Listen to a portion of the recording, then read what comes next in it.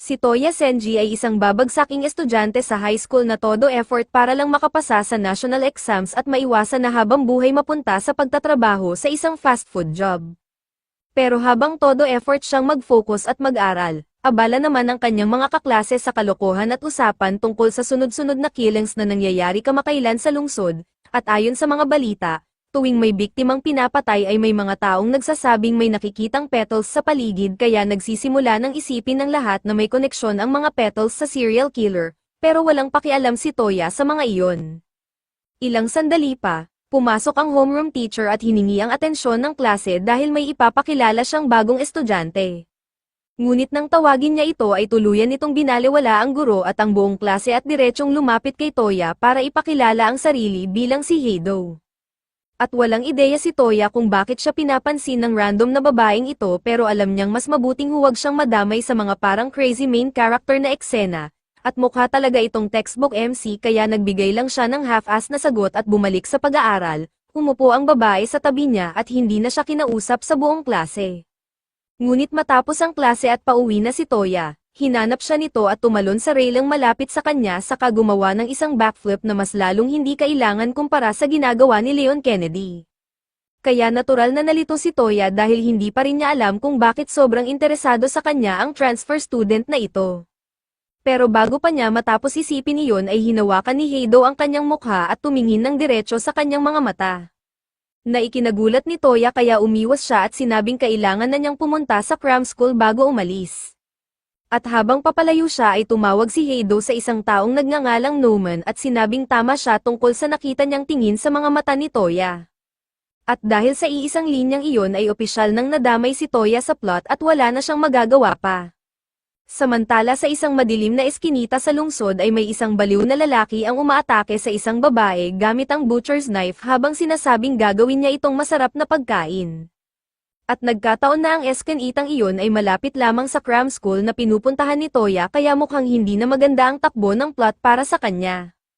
Kasalukuyang nakaupo si Toya sa isang bench sa labas ng kanyang cram school habang tinitingnan ang kanyang transcripts mula sa pinakabagong mock exam at sa totoo lang ay hindi naman ito masama dahil may 70% average siya ngunit malayo iyon sa sapat para magtagumpay sa Asian school system.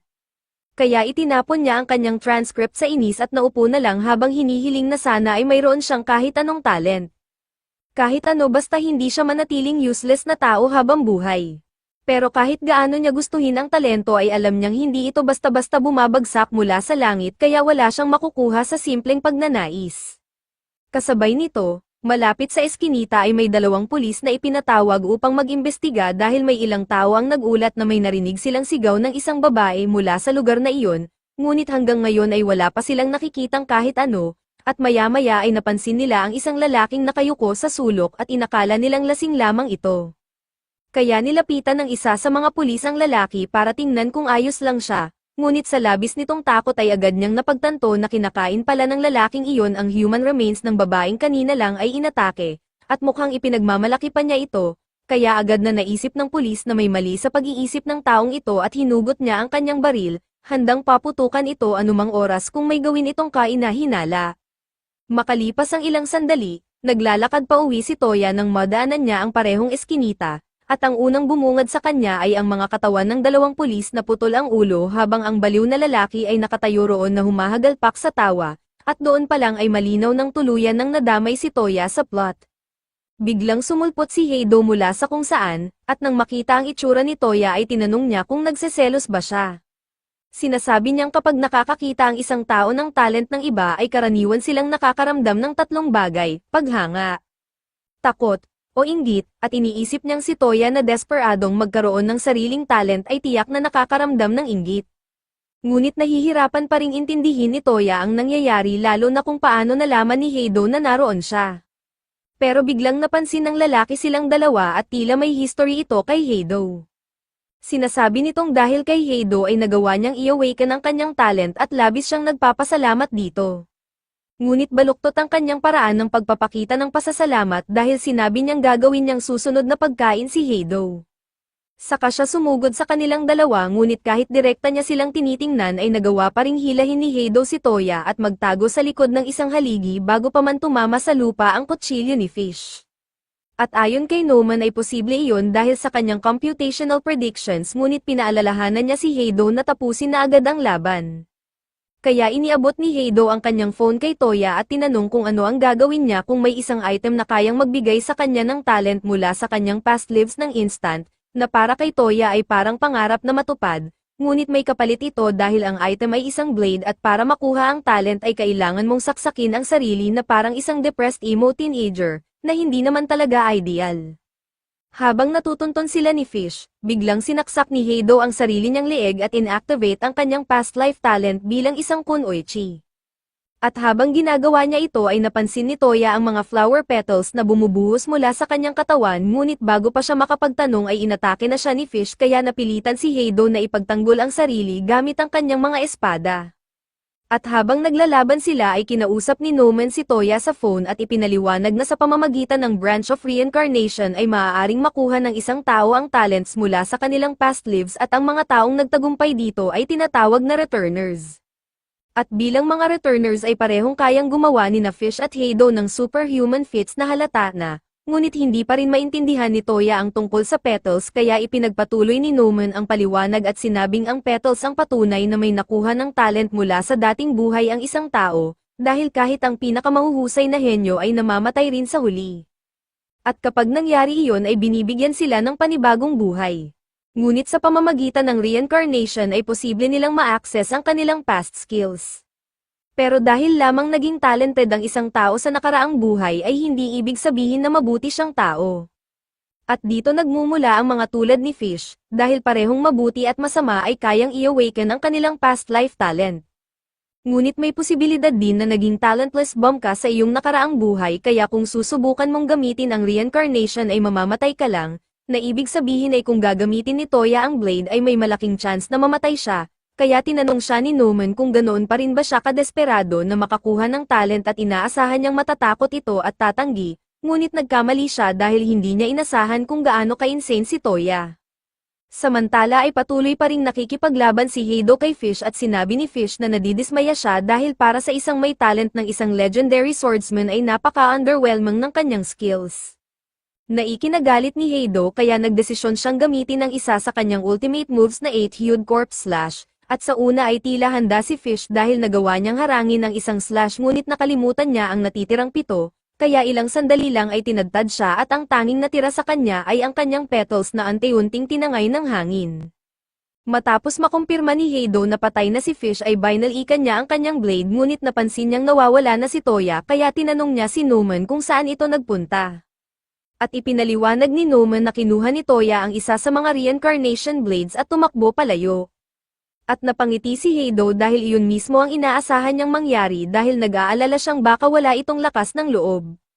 Samantala sa kwarto ni Toya ay makikita siyang duguan matapos hiwain ang sarili niyang leeg at habang nawawala ng malay ay nanaginip siya ng malabo tungkol sa isang misteryosong lalaking may puting buhok.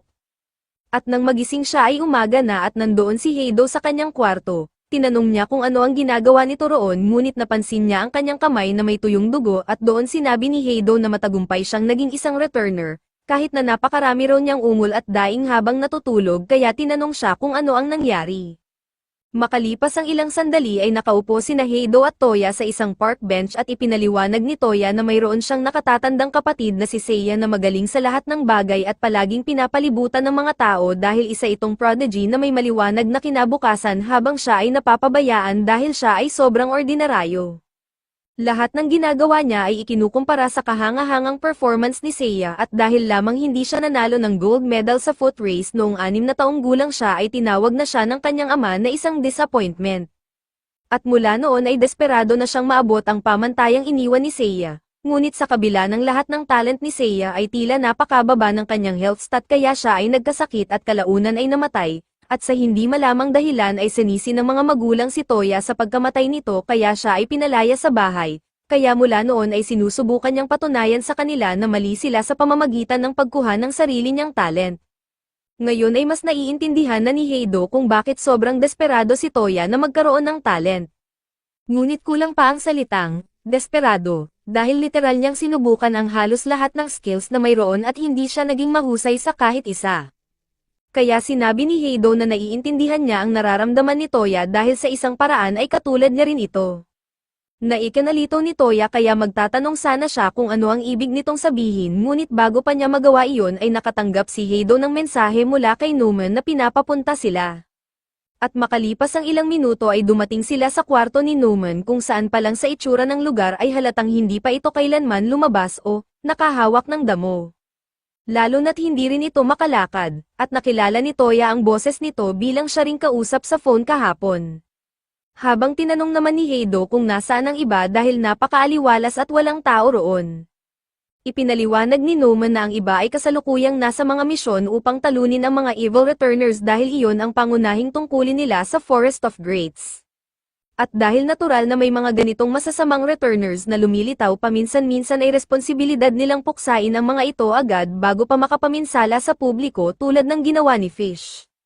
At inaasahan niyang sasama si Toya sa laban, at tila napaka-cooperative ni Toya para sa isang taong kakasabi lang na kailangan niyang pumatay ng iba. At sa kanyang unang opisyal na assignment ay sasamahan siya ni Heido upang pabagsakin ang isang evil returner na nagngangalang Vlad. Ngunit sinabi ni Numan na ayaw muna niyang patayin ito agad. Na medyo nakakalito para kay Heido dahil trabaho niyang pumatay ng evil returners. Ngunit ipinaliwanag ni Numan na gusto muna niyang mangalap ng impormasyon tungkol sa talent ni Vlad kaya kailangan lang nilang pigilan ito ng 10 minuto bago nila ito tuluyang patayin. At idinagdag pa niyang ipagpapaliban muna ang misyon ng 2 araw dahil kailangan pa nilang subukan ang returner ability ni Toya. Kaya nang gabing iyon ay lumabas si Toya upang humanap ng pagkakataong gamitin ang kanyang kakayahan. At habang naglalakad siya sa kalsada ay nakakita siya ng isang magnanakaw na kakatakbo lang matapos agawin ang bag ng isang babae na kasalukuyang humahabol dito kaya naisip ni Toya na ito na ang perpektong pagkakataon. At ironikal na ang kanyang talent ay tinatawag na right arm of the thief na isang stealing ability. Kaya habang dumaan sa kanya ang magnanakaw ay nagawa ni Toya na abutin ang loob ng bag at makuha ang lahat ng laman nito. At tuluyang tumakas ang magnanakaw nang hindi man lang namamalayan na wala ng laman ang bag. At nang maabyutan siya ng babae ay sinigawan siya nito dahil hindi niya pinigilan ang magnanakaw. Ngunit ipinaliwanag ni Toya na wala nang dapat ipag-alala dahil nakuha niya ang lahat ng laman ng bag.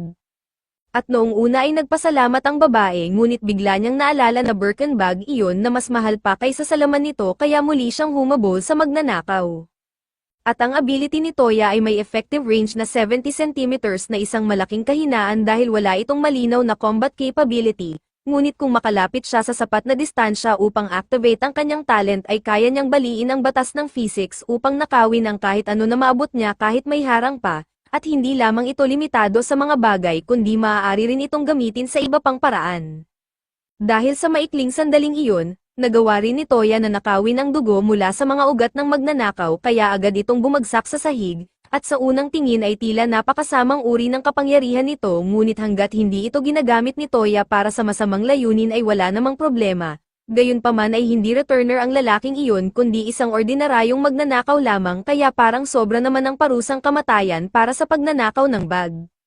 Makalipas ang 2 araw ay oras na ng misyon para pabagsakin si Vlad kaya nagtungo sina Heido at Toya sa kagubatan upang labanan ito.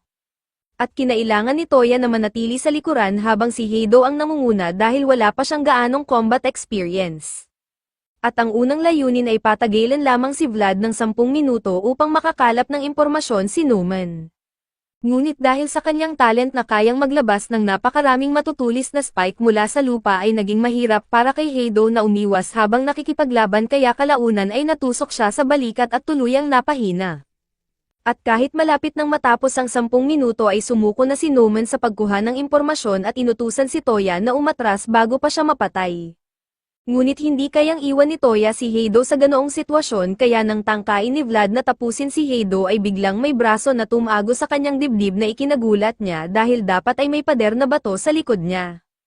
At dito ay nalaman na ginamit ni Toya ang pader bilang cover upang abutin ang loob ng katawan ni Vlad at inakala ni Vlad na sinusubukan nitong nakawin ang kanyang puso ngunit dahil hindi pa sanay si Toya sa kanyang ability ay pamalya siya at wala siyang nakuha. Kaya tinawanan siya ni Vlad dahil nasayang niya ang malinaw na pagkakataon para manalo at sa puntong iyon ay halos wala ng pag-asa sina Toya at Heido, Ngunit biglang napuno ng madilim na aura ang paligid at may malakas na boses na nagutos kay Vlad na umatras agad, at kahit gusto pa niyang tapusin ang laban ay napilitan siyang sumunod at tumakas, kaya nakaligtas sina Toya at Heido. Makalipas ang ilang oras ay nakatayo si Toya mag-isa sa isang tulay nang bigla siyang harangin ni Vlad na humihiling na ibalik ang ninakaw nito mula sa kanya. At noong una ay nagkunwari si Toya na wala siyang alam ngunit sinabi ni Vlad na sigurado siyang ninakaw ni Toya ang kanyang talent dahil noong umatake ito ay iyon ang tunay na target nito. At ang katotohanang nag-iisa lang siyang pumunta roon upang bawiin ito ay nangangahulugang hindi niya ito sinabi sa iba na pabor kay Toya dahil nais niyang manatiling lihim ang kakayahan niyang magnakaw ng talents. Kaya upang masigurong mananatili itong sikreto ay ginamit niya ang ninakaw na ability at tinuhag si Vlad gamit ang sarili nitong mga spike, at dito malinaw na si Toya ay hindi isang bayani at wala siyang interes na protektahan ang sangkatauhan dahil ang tanging mahalaga sa kanya ay makuha ang pinakamaraming talents, mabuti man o masama, upang maging pinaka-talented na tao sa mundo at hindi siya papayag na may humadlang sa kanya. Kinabukasan ay tinawagan ni Noman si Heido upang gisingin ito at medyo naguluhan siya dahil sa nakikita niya ay tila buong gabi lang nag-aral si Toya at hindi niya inaasahan na magpapatuloy pa ito sa ganitong effort kahit mayroon na siyang sariling talent. Hindi pinansin ni Toya ang sinabi ni Noman at sa halip ay tinanong niya kung ano ang plano para sa araw na iyon. Kaya ipinaliwanag ni Noman na mangangaso sila ng isang evil reincarnator ngunit bago iyon ay may gusto muna siyang ipagawa kay Toya. Binigyan niya ito ng direksyon papunta sa bahay ni Heido dahil hindi ito sumasagot sa phone. At pagdating doon ay nadatnan ni Toya si Heido na kalahating tulog at halos hindi pa bihis sa gitna ng kanyang dojo. Kaya nagsimulang sermonan ni Noman si Heido dahil sa pagiging tamad nito ngunit depensa ni Heido ay napuyat siya kakasanay ng kanyang sword skills, at muling hindi maintindihan ni Noman kung bakit may mag-aabala pang mag-training kung ang kanilang mga taglay na skills ay higit na sa anumang kayang maabot sa sariling pagsisikap, ngunit para kay Heido ay gusto pa rin niyang magpraktis hanggat kaya niya. Samantala, ang target nila ngayon ay isang rogue clown na nagngangalang Soka na umaakit ng mga bata papunta sa kagubatan upang gawing biktima. At hindi nagtagal ay narating nila ang teritoryo nito at agad silang inatake dahil inaasahan na niya ang kanilang pagdating. Agad na inactivate ni Heido ang kanyang powers at inakala ni Hoka na magiging madali ito basta panatilihin niya ang distansya at gamitin ang kanyang nen. Ngunit bago pa siya makagalaw ay nahati na ni Heido ang kanyang katawan sa dalawang bahagi kaya agad natapos ang misyon. At kahit technically ay tagumpay ito ay nainis si Noman dahil masyadong mabilis tinapos ni Heido ang laban gayong dapat sana ay pagkakataon iyon para magkaroon ng totoong combat experience si Toya. Humingi naman ng paumanhin si Heido dahil napabilis ang kanyang kilos dahil inakala niyang madaling kalaban ang clown, ngunit lumalabas na hindi lang sila ang sumusubaybay dito dahil may isang strike team na nakasunod rin at nang makita nila kung gaano kadaling pinabagsak ni Heido ang kalaban ay nagdesisyon silang sundan ito upang malaman ang sikreto ng mga naglalabas ng petals. Kinagabihan ay muli nang nangangaso si Heido ng isa pang evil reincarnator ngunit biglang may mga mansanas na bumagsak sa harap ng isang lalaking nagngangalang Jin at makalipas ang isang segundo ay napadapa siya dahil sa napakalakas na puwersa. Kahit hirap na hirap ay nagawa pa rin niyang makatakas sa gravity field at muling tumakbo. Naikinabilib ng Newton reincarnator dahil nalampasan niya ang ganoong kalakas na gravity gamit lamang ang sariling lakas. Kaya dahil tumakas muli ang target ay ang Einstein reincarnator naman ang kumilos at ginamit ang theory of quantum mechanics upang mag-teleport sa tabi ni Jin at agad na putulin ang kanyang braso. At nang bumalik si Einstein ay pinuri siya ni Newton ngunit tinanong kung bakit hindi na lang nito pinutol ang ulo ng target upang matapos agad. Ngunit sinabi nitong trabaho ng sundalo ang pumatay kaya ayaw niyang agawin ang tagumpay nito. At sa sandaling iyon ay tinutukan ng baril si Jin sa likod ng ulo at inutusang sumuko ngunit bigla niyang hinablat ang isang gunting gamit ang kabilang kamay at sinaksak ang mga mata at leeg ng sundalo. Kumbinsido si Jin na sapat na iyon upang mapatay ito ngunit makalipas ang ilang segundo ay binaril siya sa dibdib dahil ang sundalo ay hindi ordinaryong tao kundi isang undead soldier reincarnator kaya literal na hindi ito kayang mamatay. At hindi pa doon nagtatapos ang sitwasyon dahil naroon din si Dr. Reisha, ang replicator, at tuluyan niyang pinalibutan ang buong eskinita gamit ang kanyang mga clones kaya wala nang matatakbuhan si Jin, at makalipas ang ilang sandali ay tuluyan siyang pinatay. Matapos ang misyon ay bumalik silang lahat sa base kung saan pinuri sila ni Noman sa maayos na trabaho at ibinigay nila ang branch na nakuha nila mula kay Jin. Pagkatapos ay lumapit si Nightingale upang alamin kung may nasaktan sa kanila dahil siya ang Angel of Healing. At si Fosaka ay nangangailangan ng kaunting paggaling dahil kulang pa siya ng ilang bahagi ng katawan, kaya niyakap siya ni Nightingale at sinimulang dilaan ang kanyang pisngi upang simulan ang proseso ng pagpapagaling habang ibinubulong pa nito na sana ay mas alagaan niya ang kanyang sarili dahil ayaw niyang nakikitang nasasaktan ito, at tila nag-e-enjoy pa siya sa ginagawa kaya hinayaan na lang sila ng iba. Samantala, si Toya ay abala sa pag-aayos ng mga gusot na cable sa setup ni Noman habang ang iba ay nasa misyon. At nagulat si Heido na handa pa rin siyang gumawa ng mga ganitong gawain kahit mayroon na siyang talent na matagal niyang hinanggad.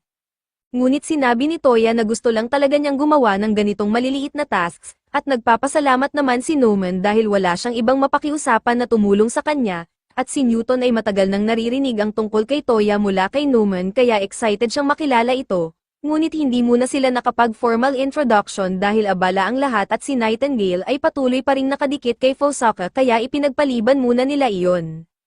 Kinagabihan, magkasamang naglalakad pa uwi sina Toya at Heido nang mapansin ni Toya na bukas ang ilaw sa kanyang apartment kahit mag-isa lang siya. Kaya maingat silang umakyat upang tingnan kung ano ang nangyayari. At pagpasok nila ay nadatnan ni Toya ang isang matagal na niyang kaibigan na si Atsuki na nakaupo sa kanyang kwarto. Nagsimula itong magsalita na parang walang nagbago kay Toya kahit matagal na silang hindi nagkita. At dahil kaibigan ito ni Toya ay nagpakilala rin si Heido. At ipinaliwanag ni Toya na kahit hindi halata ay napakahusay ni Atsuki sa martial arts hanggang sa tinawag itong child prodigy kasabay ng kanyang kapatid na si Seiya at ngayon ay pinuno na ito ng isang special forces unit sa military. Hindi naman siya masamang tao ngunit naiirita si Toya sa kanya dahil palagi nitong ipinagmamalaki ang kanyang mga achievements. At nang makaupo na sila ay tinanong ni Toya kung bakit ito naroon kaya ipinaliwanag ni Atsuki na narinig niyang madalas nang lumiban si Toya sa school kaya nag-alala siyang baka may nangyari rito. Ngunit mukhang nagkamali siya dahil iniisip niyang abala lang si Toya sa kanyang bagong girlfriend. At hindi niya inasahan na kaya nitong makakuha ng ganoon kagandang girlfriend. At kahit ipinaliwanag ni Toya na mali ang iniisip niya ay inakala ni Atsuki na nahihiya lang ito kaya sinabi nitong hindi na kailangang itago ang ganoong bagay dahil matagal na silang magkakilala, at dahil dito ay naging curious si Heido kaya tinanong niya kung gaano na sila katagal magkakilala, at bilang sagot ay inilabas ni Atsuki ang isang lumang larawan na nagpapakita sa kanilang tatlo, sina Atsuki, Toya, at si Seiya. At dahil halos magkasama silang tatlo noon, turing na ngayon ni Atsuki si Toya bilang parang nakababatang kapatid niya. At palagi niyang iniisip na ang cute ng samahan ni Toya at Seiya dahil ginagawa ni Toya ang lahat para makahabol sa kanya habang si Seiya naman ay madalas magbagal para hindi siya maiwan.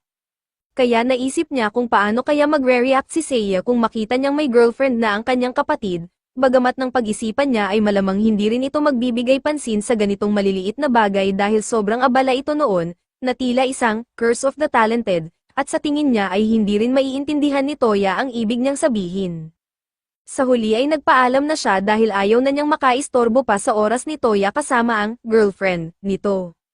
Ngunit hindi matanggap ni Toya na iniisip pa rin ni Atsuki na wala siyang talent kaya pinigilan niya ito at ipinahayag na mayroon na siyang sariling talent. Sa kanya inactivate ang kanyang powers, ngunit imbes na mabigla ay nainis si Atsuki dahil alam na niya ang tungkol sa reincarnators at kung paano ito gumagana. At nadismaya siya dahil isa pala si Toya sa mga taong umaasa sa kapangyarihang hindi nila pinaghirapan. Naikinagalit ni Heido kaya sinigawan niya si Atsuki na bawiin ang sinabi habang tinututukan ito ng espada dahil ayon sa kanya ay hindi nito maiintindihan ang pinagdaanan nila ni Toya bago nila nakuha ang mga kapangyarihang iyon.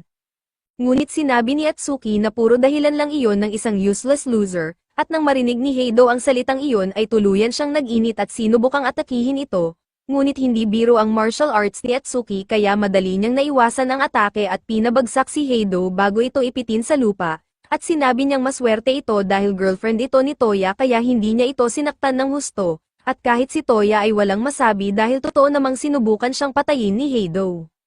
Habang papaalis si Atsuki ay inamin ni Toya na ang paggamit ng reincarnator power ay isang murang shortcut ngunit balak niyang gamitin ito upang makakuha ng sarili niyang talents at balang araw ay malampasan si Seiya, at matapos marinig iyon ay tahimik na umalis si Atsuki. Sa labas ng apartment, may naghihintay palang grupo ng Special Forces dahil ang tunay na pakay ni Atsuki ay kumpirmahin kung isang ang reincarnator si Toya. Ngunit kahit nakumpirma na niya ito ay inutusan niya ang kanyang unit na umatras dahil ayaw niyang saktan ang kanyang kaibigan, na ikinadismaya ni Dr. Yoshiki dahil umaasa siyang makakakuha ng bagong samples ng reincarnator petals, ngunit sinabi ni Atsuki na sapat na ang mga sample na mayroon na siya kaya walang sino man ang dapat umatake. Samantala, sa loob ng kwarto ni Toya ay nakaupo si Heido sa sulok na nagmumukmak dahil hindi lamang siya nawala ng kontrol kundi natalo pa siya ng ganap kahit naka-activate ang kanyang talent, at nang makita ni Toya ang kalagayan niya ay doon niya tuluyang naintindihan ang ibig sabihin ni Heido nang sabihin nitong magkatulad silang dalawa. Ipinaliwanag ni Heido na bago niya makuha ang kanyang talent ay isa lamang siyang ordinaryong useless na babae. At sa sobrang kawalan niya ng halaga ay iniwan pa siya noong sanggol pa lamang. Lumaki siya sa isang orphanage kung saan kilalang malupit ang ibang mga bata kaya palagi siyang binyo-bully lalo na dahil kakaiba ang kulay ng kanyang buhok. Gabi-gabi siyang umiiyak hanggang makatulog at wala ring pakialam ang mga staff kaya pinipili na lang nilang magbulag-bulagan. Ngunit isang araw ay may isang mabait na lalaki na kumuha sa kanya at dinala siya sa kanyang dojo at nangakong tuturuan siya. Kaya natuwa si Heido dahil sa wakas ay nagkaroon siya ng lugar na matatawag na kanya. Ngunit dahil ang pamilya ng dojo ay may mahigpit na tradisyon ay marami ang tumutol sa pag-ampon sa kanya. Ngunit hindi pinansin ng master ang mga ito at tinanggap pa rin siya. Ibinigay nito sa kanya ang lahat ng pagmamahal at atensyon na matagal na niyang hinahangad. Kaya nais ni Heido na suklian iyon sa pamamagitan ng pagsisikap na maging mahusay sa espada. Ngunit kahit gaano pa siya magsanay ay hindi siya umunlad dahil wala siyang talent para rito. Kaya desperado siyang makahanap ng paraan upang makakuha ng talent at mapasaya ang kanyang ama. At doon niya narinig ang chismis tungkol sa branch of reincarnation na kayang magbigay ng talent mula sa past lives. Kaya hinanap niya ito kung saan-saan hanggang sa matagpuan niya ang isa at na-awaken ang sword skills ni Musashi. Ngunit sa sobrang excitement niyang ipakita ito sa kanyang ama ay nasobrahan siya at muntik na niya itong mapatay.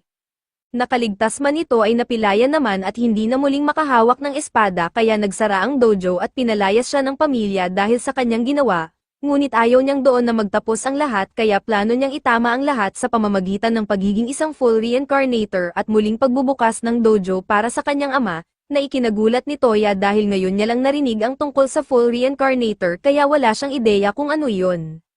Samantala, sina Atsuki at Yoshiki ay pabalik na sa base at iniisip ni Atsuki na sana ay hindi na lang siya pumunta sa muling pagkikita nila dahil hindi niya sinadyang masabi ang mga sinabi niya kanina, ngunit talagang nadidismaya siya sa naging kalagayan ni Toya, at mas lumalala pa iyon dahil tila ito mismo ang binanggit sa prophecy na natanggap nila kaya mukhang lalo pang lalala ang mga mangyayari. Bumalik sa bahay ni Toya. Tinanong niya kung ano ba talaga ang full reincarnator at sumagot si Nomen na halos lahat sa Tree of Greats ay full reincarnators maliban kina Toya at Heido. At ang pangunahing pagkakaiba ay habang may limit ang paggamit ng abilities ni Toya at Heido. Ang mga full reincarnators ay walang cooldown at palaging nasa kanilang talented form, at maaabot ang estado na iyon sa pamamagitan ng patuloy na paggamit ng kanilang talent sa labanan hanggang sa hindi na sila bumalik sa normal na anyo. At kahit medyo delikado ang tunog nito ay iyon mismo ang target ni Heido dahil ang tanging paraan para muli niyang makaharap ang kanyang ama ay kung babalik siya bilang Musashi Miyamoto. Kinagabihan, tinawag ni Toya si Heido papunta sa paaralan dahil may gusto siyang ipakita, at pinapatay muna niya ang phone nito upang hindi sila mapakinggan ni Newman, at nang masigurong ligtas ay ibinunyag niya na ang kanyang talent ay kayang magnakaw ng talents ng iba, at sinabi ni Heido na hanga siya dahil napaka-useful ng kanyang kakayahan. Ngunit tinanong ni Toya si Heido kung sigurado ba siyang dapat niyang ikatuwa ang bagay na iyon dahil sa paghahangad niya ng talent ay posible niyang targetin kahit ang sarili niyang mga kaibigan kung kinakailangan. Ngunit hindi iyon alintana ni Heido dahil kung siya ang nasa kalagayan ni Toya ay gagawin din niya ang parehong bagay at suportado pa niya ito na gawin ang lahat ng makakaya niya. Kahit na medyo naiinis din siya kaya itinulak niya si Toya sa pader at tinanong kung bakit hindi pa nito sinusubukang nakawin ang kanyang talent. Dahil alam niyang hindi magiging hadlang ang kanilang relasyon kung gugustuhin talaga ni Toya na gawin iyon. Kaya ang ibig sabihin lang ay iniisip nitong hindi sapat ang halaga ng kanyang talent. At inamin niyang tama iyon sa ngayon dahil hindi pa ganoon kaganda ang kanyang kakayahan ngunit ipinangako niyang pagsisikapan niyang paunlarin ito hanggang sa mapilitan si Toya na kilalanin ito bilang isang mahusay na talent at tangkaing nakawin mula sa kanya. Na naintindihan naman ni Toya kaya nangako siyang magtitipon ng mga talent na sapat upang makipagsabayan sa kanya balang araw, at sa puntong iyon ay nabuo ang kanilang ugnayan bilang magkaribal. Sa sandaling makabalik sina Yoshiki at Atsuki Minami, agad nilang hinarap ang Seer na kanilang nahuli, dahil kahit ayaw aminin ni Atsuki, lahat ng ipinropesya ng Seer ay nagkatotoo, hanggang sa mismong paglalantad ni Toya Senji ng kanyang powers kay Atsuki gamit ang isa sa mga blades na iyon.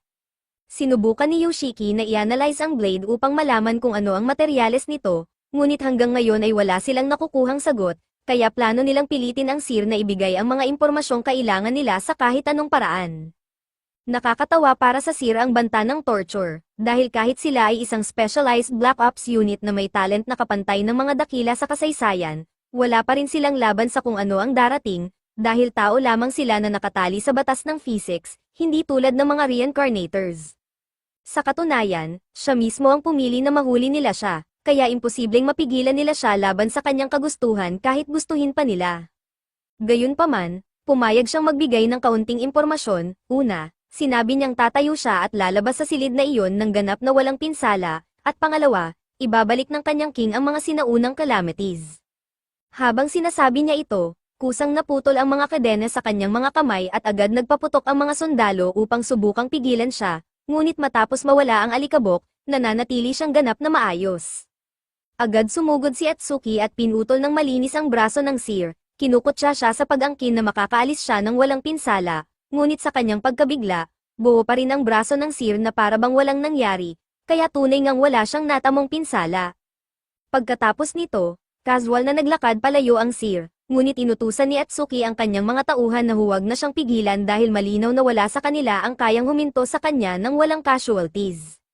Sinabi ng Seer na matalinong desisyon iyon dahil nailigtas niya ang buhay ng kanyang mga tauhan, ngunit bago siya tuluyang umalis, tinanong siya ni Atsuki kung ang tinutukoy ba niyang king ay leader ng isang uri ng Returner Alliance. Sumagot ang Seer na hindi iyon ganoon, bagaman may ilang returners na bumuo ng alliance tulad ng Tree of Greats group, siya ay isa lamang mapagkumbabang lingkod ng King of Returners. Samantala, sa Tree of Greats, ikinukwento ni Newton kung paano siya muntik ng tambangan ng isang pangalawang returner habang nagsasagawa ng extermination, at tinanong ni Newman kung maibibigay niya ang detalye ng powers nito o kung ano ang kaya nitong gawin, ngunit hindi ito maipaliwanag ni Newton ng maayos, at ang pinakamalapit na paglalarawan niya ay parang isang uri ng black fog. Nang marinig iyon, agad na naisip ni Hayato at Toya Senji na iyon ang parehong tao na nakialam sa laban nila laban kay Vlad, at halatang nabahala sina Newman at Ain nang mapagtanto kung sino ito. Ilang sandali pa, bago pa makapagtanong si Newton kung ano ang nangyayari, biglang lumitaw ang mismong lalaki sa lahat ng screens sa base, masiglang binati ang lahat at sinabing kahanga-hanga na nakahanap sila ng mga bagong kaibigan, ngunit kailangan na niyang sirain ang maliit nilang pagtitipon. Ang kanilang motto ay ang mga taong may talent ay obligadong gamitin ito para sa kapakinabangan ng mundo at ang mga hindi sumasang-ayon sa patakarang iyon ay dapat alisin, ngunit iniisip ng king na isa itong napaka-idiotic na paniniwala dahil ang talent ay dapat malaya at maaaring gamitin sa kahit anong paraang nais mo, kaya balak niyang lipulin sila upang maisakatuparan ang kanyang plano. Pagkatapos nito, biglang nawala ang king at naiwan si Newton na lubos na nalilito dahil hindi niya maintindihan ang nangyari, kaya tinanong niya si Newman kung sino ang lalaking iyon ngunit abala ito at hindi agad nakasagot dahil ang nangyari ay patunay na ang king nga ang mastermind sa lahat ng evil returner activity kamakailan. Labis na nabalisa si Ain dahil hindi siya makapaniwalang nakaligtas ang king, ngunit malinaw na ngayon ang katotohanan. Ipinaliwanag ni Newman sa lahat na ang returner na kanilang nakita ay ang Tyrant King na si Yang Yu at taglay niya ang pinakamalakas na combat-oriented talent na naitala, at bukod pa rito, isa rin siya sa mga founding members ng Forest of Greats. Hindi pa ito na ibabahagi noon, ngunit ang Forest of Greats ay hindi palaging kasing laki ng ngayon dahil dati ay binubuo lamang ito ng 5 miyembro kabilang si Xiang Yu, at mayroon silang leader na naniniwalang ang talents ay dapat gamitin para sa ikabubuti ng mundo kaya doon umikot ang misyon ng grupo sa pagtulong sa sangkatauhan. Gayunpaman, si Xiang Yu ay isang hari na namuhay sa tyranny at hindi niya kinaya ang pagkabagot sa pagtulong sa iba, kaya pinagtaksilan niya ang grupo at pinatay ang kanilang leader. Dahil sa pagtataksil na ito, Naniwala si Newman na imposibleng makisama sa mga returners na may evil talents dahil likas sa kanila ang paghahangad ng destruction, kaya dapat silang lipulin para sa kapakanan ng humanity. Nagngangalit sa galit si Ain dahil akala niya napatay na niya si Siang Yu noon at nanunumpa siyang tatapusin niya ito sa susunod nilang pagkikita, ngunit pinakalma siya ni Newton at sinabing masamang ideya iyon, ngunit wala si Ain sa mood na magpakalma kaya sinuntok niya ito sa mukha at sinabing tumahimik dahil hindi nito kailanman mauunawaan ang kanyang nararamdaman. Naiinis si Newton sa ugali ni Ain na agad nananakit kapag galit, ngunit ipinaliwanag niya na hindi niya sinasabing pabayaan na lang si Siang Yu kundi huwag lang itong harapin mag-isa dahil may team sila ng malalakas na returners na handang tumulong sa kanya. Sinabi rin ni Newman na naniniwala siyang kaya nilang manalo basta magtutulungan sila, kaya maglulunsad sila ng isang all-out battle upang pabagsakin si Siang Yu at tuluyang lipulin ang mga evil returners. Naghahanda na silang umalis ngunit bago iyon, tinawag ni Newman si Phonosaka at binigyan ito ng lihim na mensahe. Makalipas ang isang linggo, natunton ni Newman ang base ni Siang Yu at handa na ang buong team na magsagawa ng surprise attack. Bigla namang dumating ang returner na si Julius Caesar kay Hito at halatang sobrang attached siya rito, ngunit ayaw siyang pansinin ni Hito kaya patuloy nitong iniiwasan ang kanyang mga advances habang sinusubukan pa rin ni Caesar na makuha ang kanyang atensyon. Ngunit habang nasa kalagitnaan pa siya ng kanyang pick-up line, biglang inatake si Heido kaya agad niyang hinugot ang kanyang mga espada at nauwi sila sa isang stalemate laban sa swordsman na si Jubet, at lumalabas na matalik na magkaibigan pala sina Jubet at Heido. Kaya ang maliit na duel na iyon ay paraan lamang para magkamustahan at subukan ang kanilang mga kakayahan upang masigurong hindi sila kinakalawang. At pagkatapos ay lumapit si Jubei kay Toya upang magpakilala, at ganoon din ang ginawa ni Caesar, ngunit wala talagang interes si Toya sa kanya kaya tumalikod siya at kinausap sina Newman at Newton, tinanong kung bakit napakaraming hindi pamilyar na mukha, at ipinaliwanag ni Newton na ang Forest of Greats ay may napakaraming miyembro sa buong mundo ngunit dahil napakalaki ng laban na ito, tinawag silang lahat ni Newman upang makilahok. Namangha si Toya dahil hindi niya inakalang makakakita siya ng ganoon karaming historical talent sa iisang lugar, ngunit tila ang mga miyembrong tinawag ay hindi naman talaga gustong naroon, dahil ang mga tulad ni Charles Darwin ay naniniwalang ang evil returners ay nakatakdang mawasak dahil sa kanilang likas na katangian kaya mas mabuti sanang isa-isahin na lamang silang alisin kaysa maglunsad ng all-out battle, at sumang-ayon sina Bobby Fischer at Erwin Schrödinger. Kahit hindi gaanong kilala ni Toya ang mga ito, ramdam niyang hindi sila ang tipo ng mga taong kayang magtrabaho ng maayos bilang isang team, ngunit para sa kanya ay perpekto iyon dahil wala siyang pakialam kung manalo o matalo, ang gusto lamang niya ay makakuha ng mas maraming talent sa gitna ng kaguluhan. Nang makapaghanda na ang lahat, ipinaliwanag ni Newman ang plano kung saan kailangan nilang umatake sa tatlong nakatakdang ruta, at habang iniisip ni Toya kung alin ang pipiliin upang mapakinabangan ang kanyang talent hunt, biglang inanunsyo ni Phonosaka na gusto niyang makipag-partner kina Toya at Fabre sa Earthpath, na lubos na sumire sa plano ni Toya dahil hindi siya makakakuha ng skills nang hindi nahuhuli kung may kasama siya. Tinanong niya si Phonosaka kung bakit siya ang pinili nito, at sinabi lamang nito na nagkaroon siya ng interes kay Toya kamakailan, kaya wala nang maisip si Toya na paraan upang makaiwas ng hindi nagmumukhang kainahinala.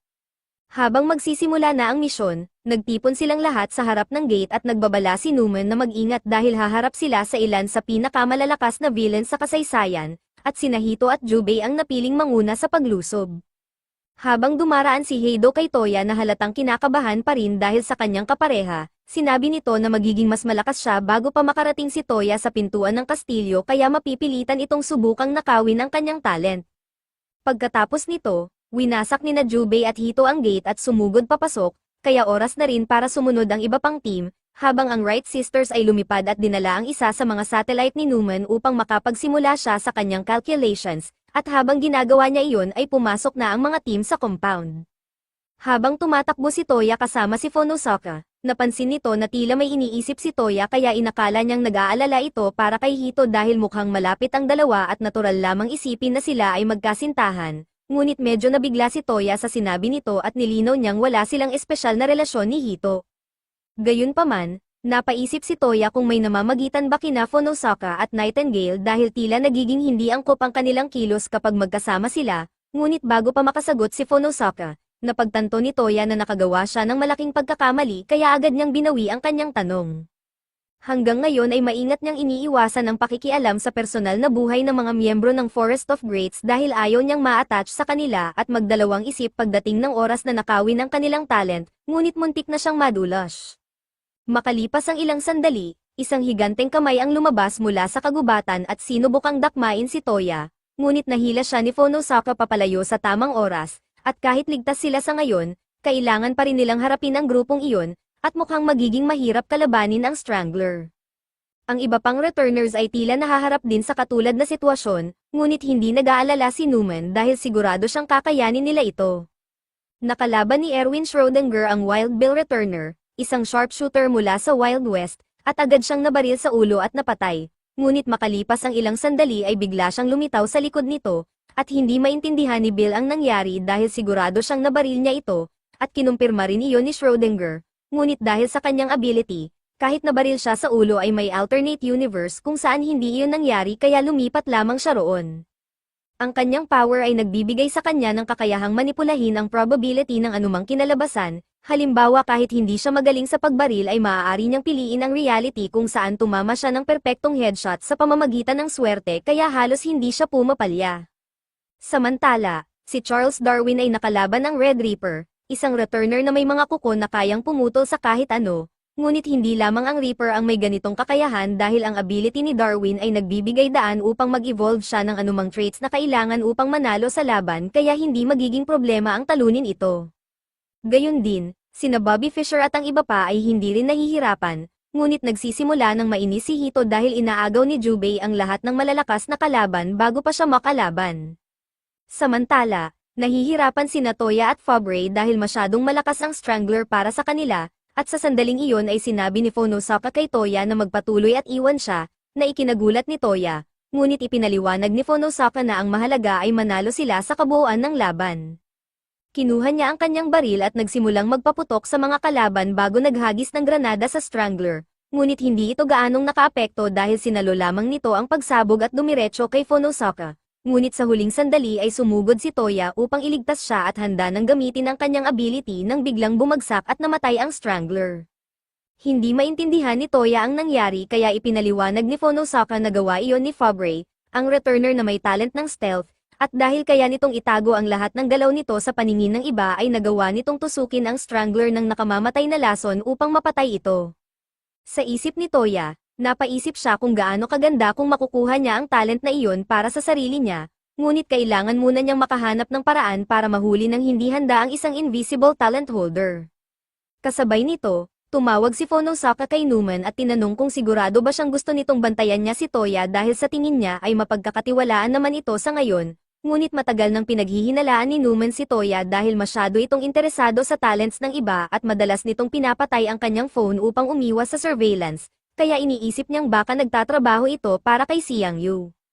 Samantala, sa clock tower, isa sa mga tauhan ni Xiang Yu, isang sniper, ay nakapwesto at naghahanda na pabagsakin ng Wright brothers upang mapatigil ang satellite ni Newman, ngunit naisip na ito ni Newman kaya naglagay rin siya ng sarili niyang sniper sa ibang lokasyon upang patayin ang sniper ni Xiang Yu, ngunit hindi niya inasahan na may nakahanda pa palang pangalawang sniper si Xiang Yu sa ibang pwesto. Kaya parehong nabaril sa ulo ang kambal at nasaksihan ni Newman nang may takot ang malagim nilang kamatayan. At dito pa lamang nagsisimula ang lahat dahil mayroon pang 5 general si Xiang Yu na naghihintay upang lipulin ang Forest of Greats. Samantala, sa panig ni Toya, napansin ni Phonosaka na nawalan na siya ng kontak kay Newman, at habang abala siya, 2 kalaban ang sumubok umatake sa kanya, ngunit agad na pumasok si Toya at ginamit ang kapangyarihan ni Vlad upang pigilan sila. At dito napansin ni Phonosaka ang ability na iyon bilang isa sa mga kapangyarihan ng Evil Returners kaya lalo niyang pinaghinalaan na isang ang espiya si Toya. Nagkatinginan lang ang 2 lalaki nang matagal nang walang sinasabi kahit isang salita. At kalaunan ay ibinaba ni Hiroto ang kanyang baril matapos igiit ni Toya na hindi siya isang spy. Sinabi ni Hiroto na naniniwala siya sa kanya at natutuwa siyang marinig na hindi nagtatrabaho si Toya para sa kabilang team. Lubos na nagulat si Toya at hindi niya maintindihan kung bakit basta nalang pinaniwalaan ni Hiroto ang sinabi niya. Ipinaliwanag ni Hiroto na ang sitwasyon ang nagtulak kay Toya na ibunyag ang kanyang lihim na itinatago niya sa kanyang mga kaibigan. Ngunit hindi tulad ni Newton, hindi siya analytical type at ayaw niyang pagdudahan ng isang taong 2 beses nang nagligtas sa kanya kaya hiniling niya kay Toya na ipaliwanag na lang ang lahat. Pinasimple ito ni Toya at sinabi na lahat ng ginawa niya ay para malampasan ang kanyang kapatid. Pagkolekta ng talents at pagsisinungaling sa lahat. Lahat ng iyon ay para sa kanyang goal na maging mas mahusay kaysa sa kanyang kapatid. Sinabi ni Hiroto na hihimatayin si Newton kapag narinig iyon ngunit nakapagdesisyon na siya. Ibinigay ni Hiroto ang kanyang buong suporta kay Toya at napatulala si Toya. Sinabi ni Hiroto na hindi niya basta ibibigay ang kanyang talent at malaya si Toya na subukang kunin ito sa pamamagitan ng puwersa. Hindi pa rin maintindihan ni Toya ngunit sinabi ni Hiroto na nagustuhan niya lang siya. Habang umaalis sila ay iniisip ni Hiroto ang kanyang mga napansin. Naging malinaw sa kanya na hindi pa napagtatanto ni Toya ang katotohanan tungkol sa kanyang sarili. Sinabi niya na si Toya ay isang contradiction in the flesh dahil kasing lambot ng puso niya ang kanyang pagiging sakim sa talent. Hindi lamang sinagot ni Toya ng tapat ang kanyang tanong kundi ipinagtanggol pa siya sa kabila ng posibleng disadvantages. Sinabi ni Hiroto na pinapatunayan lamang nito na tao pa rin si Toya. Biglang napaisip si Toya kung ano ang nagtulak kay Hiroto na maghanap ng talent. Simpleng sinabi ni Hiroto na pasensya na dahil nakalimutan na niya ang lahat mula noong siya ay tao pa. Samantala sa base camp ay naging napakadelikado na ng sitwasyon. Umalingaw-ngaw ang mga putok ng baril at inutusan ni Dre ang kanyang mga clones na protektahan ang lahat sa anumang paraan. Sa kasamaang palad ay may ilan pang putok na pinakawalan at lahat ng kanyang clones ay na-eliminate. Itinuro ni Haya na tiyak na may isa pang sniper at kapag nataman si Newton ay katapusan na iyon ng Forest of the Great. Tumanggi si Haya na hayaang mangyari iyon kaya naghanda siyang lumaban pabalik. Bumalik kina Toya at Hiroto, nakarating na sila sa Earth Fort at hindi nakalayuan ang main castle kapag nalampasan nila ito kaya nagpatuloy sila. Biglang may sumabog at winasak ang front door at nakatanggap ng matinding damage si Hiroto. Nag-alala si Toya ngunit pinaalala ni Hiroto na siya ay immortal. Lumalabas na may naghihintay na sa kanila at sinabi nitong nagsasawa na siyang umupo lang.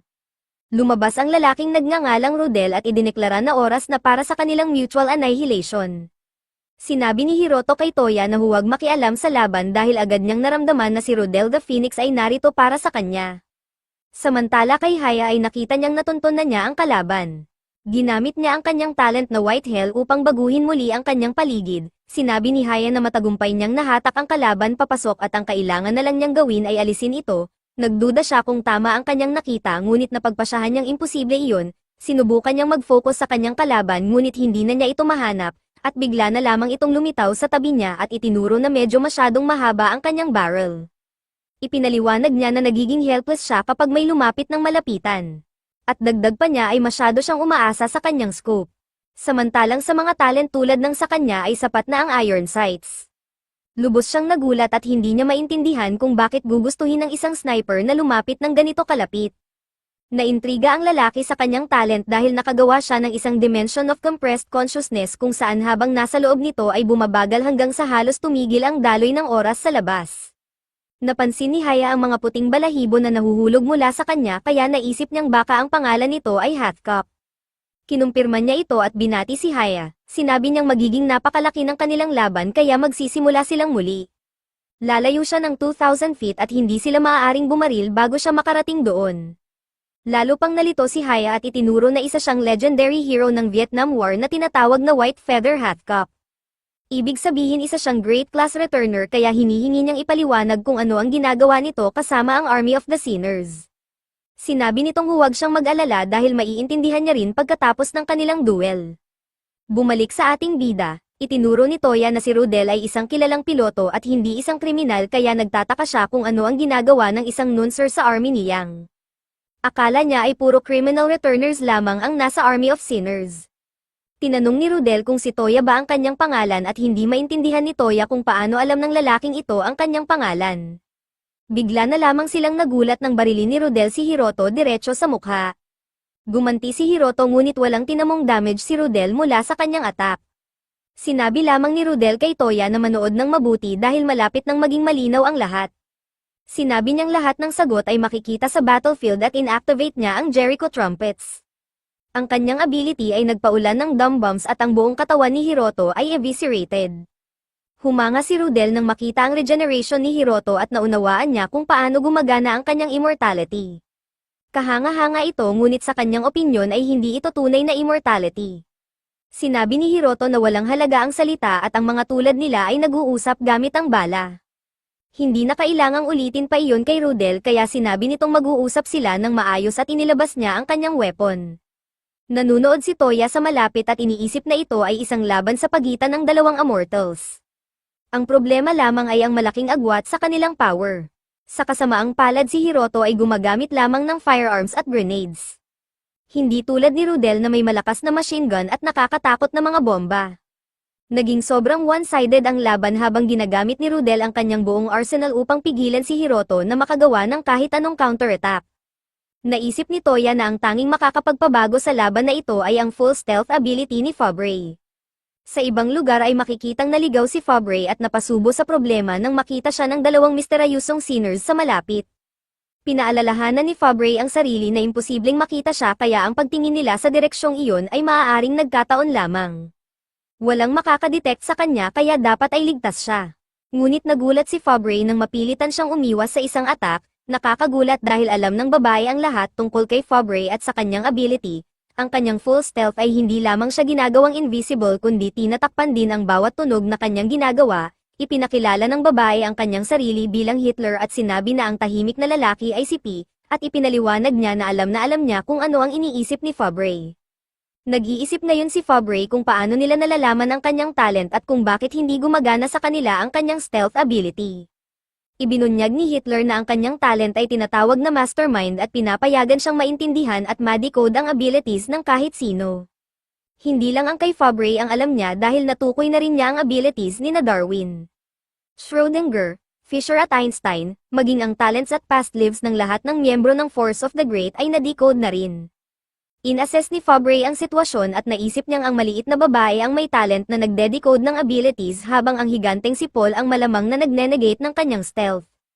Ngunit itinama siya ni Hitler at sinabi na hindi naman talaga nanenegate ang kanyang stealth kundi kinokontra lamang nila ito gamit ang amoy. Ginamit ni Paul ang kanyang ability na Fruit of Corruption upang mabulok ang buong kagubatan sa paligid nila. Nakayuko ang mga puno, nagkalat ang mga dahon at kumukulo ang lupa habang ang amoy ng pagkabulok ay kumakalat sa hangin. At sa gitna ng lahat ng iyon, ang kawalan ng kahit anong amoy ni Fabre ang lalong nagpapalinaw sa kanyang presensya. Kitang-kita siya kahit siya ay invisible at walang tunog. Sinabi ni Hitler na huli na ang lahat dahil pumasok na si Fabre sa isang masusing planong bitag. Ang mga kalabang sundalo na hinahabol niya ay pain lamang at ang pag-eliminate niya sa mga ito ang nagsabi kay Hitler kung gaano na siya kalapit. Kahit sa sandaling iyon habang nag-uusap sila ay patuloy na kumakalat ang corruption ni Paul at lalo pang lumalakas ang baho. At habang lumalala ito ay mas lalo pang napapansin ang kawalan ng amoy ni Fabre. Tuluyang na-corner si Fabre at tinapos ni Paul ang kanyang buhay.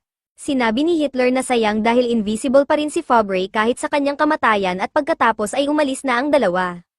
Samantala kina Hiroto at Rudel ay patuloy ang matinding laban ng mga immortals. Nananatiling dominante si Rudel habang sinasabing walang epekto ang lahat ng ginagawa ni Hiroto. Sinabi ni Hiroto kay Toya na talo na siya at inamin niyang talagang ka-level ni Rudel ang mga dakila. Mas mataas ang kanyang offensive at defensive capabilities at wala siyang nakikitang paraan para manalo sa laban na ito. Ngunit itinuro ni Toya na tila nag-e-enjoy si Hiroto. Pinag-isipan ito ni Hiroto at inamin niyang hindi niya maitatanggi iyon. Nag-e-enjoy siya sa laban ngunit delikado pa rin ang kanilang sitwasyon. Wala siyang nakikitang paraan para manalo ngunit hindi rin niya kayang matalo. Pagkatapos ay naisip ni Hiroto kung nakakaramdam ba si Toya ng pagkapagod sa paggamit ng kanyang talent. Sinabi ni Toya na oo at madalas itong nangyayari, at ipinaliwanag ni Hiroto kung ano ang ibig sabihin nito sa kanilang laban. Ang paggamit ng talent ay naglalagay ng strain sa kanilang physical at mental stamina kaya may limitasyon kahit ang immortality. At dahil sobrang one-sided ng laban ay si Hiroto ang unang maaabot ang limit na iyon. Diretsahan niyang sinabi kay Toya na matatalo siya kay Rudel. Samantala kay Haya ay napagtanto niyang mga dummy lamang ang kanyang pinapaputukan. Nililin lang siya ni Hathcock upang sayangin ang kanyang bala ngunit hindi pa ito nagpapaputok pabalik. At bigla niyang na-realize na hindi sa ayaw nitong bumaril kundi hindi ito kayang gawin. Ipinakita ang pananaw ni Hathcock mula sa 200 metro ang layo at naisip niyang ang range ni Haya sa dimension na iyon ay nasa 1 kilometro habang ang kanya ay 600 metro lamang kaya wala siyang laban sa isang harapang putukan. Ang snow cape na ito ay nagbibigay ng malaking advantage kay Haya at alam niya ito, samantala nagpa siya si Haya na wala siyang pakialam kung bakit ang isang great class returner ay kumampi sa kalaban at sa halip ay nasasabik pa siya dahil sa wakas ay may tunay na hamon na siyang haharapin sa unang pagkakataon.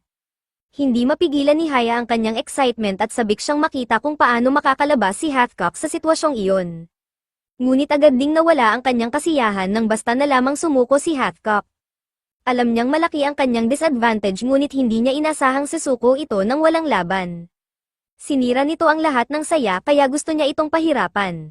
Sinabi niyang maramdaman nito ang takot ng anti-unting pagbubutas ng bala sa kanyang katawan habang naghahanda siyang bumaril. Ngunit bigla siyang nagulat nang matagpuan niya ang kanyang sarili sa ability ni Hathcock na tinatawag na Green Hell. Idineklara ni Hathcock na nakuha na niya ang home field advantage sa pamamagitan ng pagpilit sa kanyang kalaban na lumaban sa kanyang teritoryo. Itinuro niyang ang kanyang ability ay katulad ng sa kanya. Napagtanto ni Haya na nasa hunting ground siya ni Hathcock na isang tropical jungle ng Vietnam War ngunit ang kakaiba ay natatakpan ito ng nyebe. Sinabi ni Hathcock na maganda ito dahil ang isang snow-covered jungle ay imposibleng makita sa totoong mundo.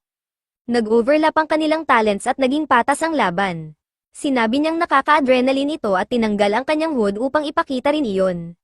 Sa ibang lugar naman ay patuloy na papunta sa castle sina Newton at Ayn.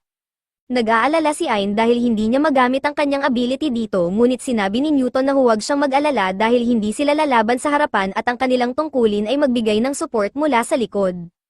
Sinabi pa niya na malamang ay natalo na nina Darwin at ng iba pa ang lahat ng kalaban. Alam ni Ayn na malakas ang kanilang team ngunit may posibilidad pa ring may ilang sinners na makalusot. Biglang sinuntok ni Ayn si Newton nang magulat siya sa isang maliit na nilalang dahil hindi siya makagamit ng teleport kaya ang una niyang reaksyon ay manuntok. Sinabi ni Newton na sana ay naiwan na lamang siya ngunit ipinaalala nito na kailangan niyang wakasan ang buhay ni Yang. Sinabi ni Newton na mukhang malaki ang naging halaga ng dati nilang leader sa kanya ngunit tumanggi siyang pag-usapan ito. Nais sana niyang magbukas ito upang matulungan niya sa anumang paraan. Ngunit bigla siyang kinilabutan sa isang bagay sa anino na kalaunan ay isang nabubulok na katawan pala at kinailangan ni Newton na sabihan siyang manahimik. Malapit si Hitler at iniisip niya ang ability ni Darwin na tinatawag na evolutionary theory na nagpapahintulot sa kanya na e-evolve ang kanyang katawan ayon sa kanyang kagustuhan at umangkop sa anumang sitwasyon. Sinabi niyang napakawalang kwenta nito dahil ang evolution niya ay isa lamang magarbong tawag sa pagbabago tungo sa mga dati ng anyo ng buhay. Mas angkop itong tawaging metamorphosis kaysa evolution kaya naman madaling natapos ang buhay ni Darwin matapos siyang talunin ni P. Iniisip ni Hitler kung gaano pa katagal may magtatago at makikitang tinutukoy niya si Schrödinger. Alam na niya na ang ability nito ay nagbibigay sa kanya ng kakayahang pumili mula sa iba't ibang posibleng kinalabasan. Ngunit ang tanong ay kung bakit pa ito nagtatago. Tama ang hinala ni Hitler na kahit sa lahat ng pagpipilian nito ay 0% ang posibilidad ng kanyang panalo. Ibig sabihin ay wala itong magagawa kung walang paborableng kinalabasan na mapipili. Magiging kanya sana ang tagumpay kung mayroon man lang siyang 1% chance ngunit hindi iyon ang kaso dito. Naunawaan na ni Hitler ang lahat ngunit idineklara ni Schrödinger na hindi pa siya natatalo, sa kasamaang palad sa mismong sandaling ibinunyag niya ang kanyang sarili ay tuluyan siyang nawasak. Isang attack mula kay Fischer ang muntik nang tumama kay P ngunit hindi ito nagtagumpay. Pinuri ni Hitler ang ginawa ni Fischer dahil gumamit siya ng isang napakagaling na taktika. Ang pagsasakripisyo ng pawn upang talunin ang kalaban ay isang fundamental na bahagi ng chess. Alam na ni Hitler na siya si Fischer at ang kanyang talent ay tinatawag na Divine White Army. Nagwala si Paul at inalis ang lahat ng pyesa ni Fischer. Ipinaliwanag ni Hitler na limitado lamang ang mga strategy na maaari niyang gamitin dahil ang bilang ng mga pyesa at galaw ng mga ito ay fixed. Hindi tulad sa chess, ang lakas ng magkalabang hukbo sa totoong digmaan ay hindi kailanman pantay. Upang patunayan ito ay sinabi niyang si Paul ay isang extraordinary piece na kayang burahin ang buong board ni Fischer sa isang iglap. Pagkatapos ay sinabi ni Hitler na sa totoong laban ay walang tinatawag na stalemate. Idineklara niya ang checkmate at tinapos ni Paul ang buhay ni Fischer. Pilit na pinakalma ni Ayn ang sarili dahil nasaksihan niya kung paano madaling tinapos ng dalawang kalaban ang buhay ng tatlong great class returners. Sa kasamaang palad ay siya at si Newton na lamang ang kailangang pumihil sa kanila dahil tapos na ang lahat kapag nakalagpas pa ang mga ito. Sinubukan niyang mag-isip ng solusyon ngunit si Newton ay basta na lamang humakbang pasulong at ipinakilala ang sarili sa mga kalaban. Kinilabutan si Ayn nang sabihan siya ni Newton na hayaan siyang lumaban at kung matatalo siya ay siya na ang baalang tiyakin na makakatakas sina Newton at ang iba pa. Agad na umatake si P at napilitan si Newton na umakyat sa puno. Ininsulto siya ni Hitler dahil sa pagtakbo ngunit iniisip ni Newton na hindi siya matitinag ng mga insulto. Gayunpaman ay nagtataka siya kung may pagkakataon pa ba siyang manalo laban kay P. Sapat ang lakas nito upang mabulok ang buong kagubatan at wala pang nakakaabot man lang sa kanya. Winasak ni P ang puno kaya napilitan si Newton na tumakbo. Ipinaliwanag ni Hitler na walang makakapagtago sa kanya dahil sa kanyang all-knowing talent. Alam pa niya na naroon pa rin si Ayn at ang kanyang talent ay tinatawag na spatial translocation na gumagana sa pamamagitan ng pagpapalit ng dalawang espasyo sa loob ng ilang milliseconds kaya nakakalipat siya na parang nagte-teleport. Isa ito sa pinakamalakas na talents dahil sa global range at versatility nito. Ngunit may isang malaking kahinaan ito, hindi makakapag-teleport si Ayn sa mga hindi niya alam na lugar at limitado lamang siya sa mga coordinates na nairehistro na niya sa pamamagitan ng pagpunta roon. Kaya siya nasa likod ng laban upang palawakin ang saklaw ng mga lugar na maaari niyang puntahan. Natakot si Ayn dahil alam ni Hitler ang lahat ng kanilang ginawa hanggang sa pinakamaliit na detalye. Napansin ni Newton na lumalala na ang sitwasyon dahil halatang nanginginig na si Ayn. Nakita niya muli ang parehong maliit na nilalang kanina at nagtataka kung bakit ito narito. Pinulot ito ni Newton at nagulat siya nang bigla niyang may mapagtanto. Gumalaw si P upang tapusin ang buhay ni Newton ngunit itinulak niya ito palayo. Sinabi niya kay Ayn na huwag hayaang pumasok sa isip niya ang mga sinasabi ng kalaban. Si Hitler naman ang nagulat dahil nagawa ni Newton na tamaan si Paul mula sa blind spot nito. Hindi iyon dapat posible kaya nagtataka siya kung naintindihan na ni Newton ang nangyayari. Ibinunyag ni Newton na natukoy niya ang blind spot ni Paul sa pamamagitan ng pagtingin gamit ang sariling mga mata ni P. Inilabas niya ang whistle mula sa kanyang jacket at ipinaliwanag na ito ang nagbunyag kay P. Napansin niyang sinusundan sila ng whistle at may selyo ito sa tiyan at nang hawakan ni Newton ang selyo ay nagawa niyang makakita gamit ang mga mata ng ibang tao, at napagtanto niya na ang talent ni Hitler ay nagbibigay daan sa kahit anong life form na may selyo niya na may bahagi ang kanilang senses sa kanya. Ipinakalat ni Hitler ang mga selyo na ito sa mga hayop at insekto sa kagubatan bago pa man upang mabantayan niya ang bawat galaw nila. Ito ang dahilan kung bakit nagawang umatake ni P ng napaka-precise kahit nagtatago sila. Naglagay din si Hitler ng kanyang mga selyo sa lahat ng foot soldiers na kanilang nakalaban kaya nagkaroon siya ng front row seat tuwing ginagamit ng greats ang kanilang talents. Dito niya na-decode ang lahat ng kanilang abilities. Hindi pa nagagamit ni Ayn ang kanyang ability kaya nagtataka siya kung paano ito nalaman ni Hitler. Ipinaalala ni Newton na personal na kilala ni Yang ang mga greats kaya malamang na ibinahagi nito ang mga detalye sa mga sinners. Tinawag ni Newton na isang panlilin lang ang all-knowing talent ni Hitler ngunit nanatili itong kalmado. Sinabi niya na kahit alam na nila ang lahat ay hindi nito mababago ang kanilang kapalaran. Hindi nila kayang alisin ang lahat ng hayop at insekto sa kagubatan at hindi rin nila mapipigilan ang corruption ni Paul. Dalawa lamang ang kanilang pagpipilian at iyon ay tumakas o mamatay. Agad na nagpakawala ng atak si P at napaurong ang ating mga bida. Sinabi ni Newton kay Ayn na baguhin ang plano at manatili malapit sa kanya. Itinuro niya na hindi pa niya nagagamit ang kanyang talent sa buong digmaan kaya ito ang tanging unknown factor na hindi napaghandaan ng kalaban at ito ang kanilang nag-iisang pag-asa para manalo.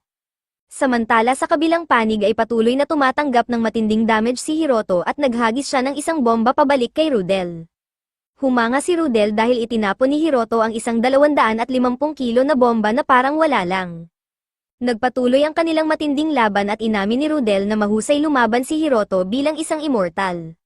Ngunit itinuro niya na bumabagal na ang regeneration ni Hiroto. Gumanti si Hiroto at sinabing nagsisimula na ring magkasugat si Rudel na nangangahulugang unti-unti nang lumalabas ang limitasyon ng kanyang mortality.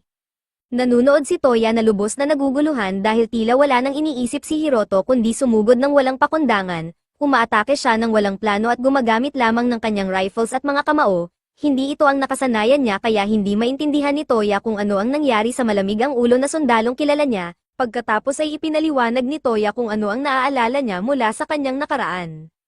Nang siya ay unang magkamalay, may mga talulot ng bulaklak na nahuhulog mula sa kanyang leeg.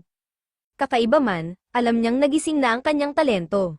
Ang kapalit nito ay naging malabo ang lahat ng kanyang alaala, pero nagpasya siyang hindi na ito pagtuunan pa ng pansin. Hindi nagtagal, kinuha siya ng Force of the Greats, na nais siyang isama sa kanilang laban para tulungan ang humanity. Tinanggap ito ni Toya, at napuno siya ng emosyon dahil naging isa siya sa mga greats. Naisip niya kung ano ang kanyang layunin, ngunit sinabi ni Newman na huwag siyang mag-alala. Ang mundo ay palaging puno ng conflict, kaya laging may bagay na magagawa para sa kanya. Ipinadala siya ni Newman sa mga battleground sa iba't ibang panig ng mundo. Tulad ng tunay na si Toya Senji, ang pakikipaglaban sa battlefield ay nag-iwan sa kanya ng walang pag-aalinlangan, at malinaw na tunay na siyang naging isa sa mga greats. Si Toya ay isang andayang monster, at mag-isa niyang nilipol ang buong mga puwersa. Sinabi niya na kung ang ginagawa niya ay tumutulong sa humanity, sulit na sulit ang pagsali niya sa mga greats. Sinabi ni Toya sa sarili niya na magpatuloy lang at tahakin ang landas patungo sa greatness. Ngunit kakaiba, nagsimula niyang hanapin ang kanyang matagal nang nakalimutang nakaraan at isang tahimik na boredom ang unti-unting pumasok sa kanya. Sa kasalukuyan, hindi na kayang manood na lang ni Toya habang paulit-ulit na napupunit si Senji. Pumasok siya sa laban at sinabi ni Redel na mas mabuting huwag siyang makialam. Hindi maintindihan ni Toya ang nangyayari nang mapansin niyang hindi siya direktang inaatake ni Redella. Walang saysay ito, kaya siguradong may dahilan ito bukod sa gusto lamang panatilihin ang laban bilang duel sa pagitan ng Immortals. Hindi sigurado si Toya kung ano ang dahilan, ngunit maaaring ito ang kanilang magamit bilang advantage. Sinabi niya kay Senji na may pagkakataon pa sila at hindi na niya kailangang lumaban hanggang kamatayan. Hirap na hirap itong intindihin ni Senji, kaya hinikayat siya ni Toya na isipin ang dahilan kung bakit siya nabubuhay. Umabot sa kanya ang mga salitang iyon at may napagtanto si Senji. Nagising siya mula sa kanyang pabaya at mapanganib na pag-iisip at nagpasalamat siya kay Toya. Sinabi niyang manatili na lang ito at manood dahil hindi na niya kailangang makialam pa. Pagkatapos ay humarap si Senji kay Redel at sinabi na nagpapasalamat siya.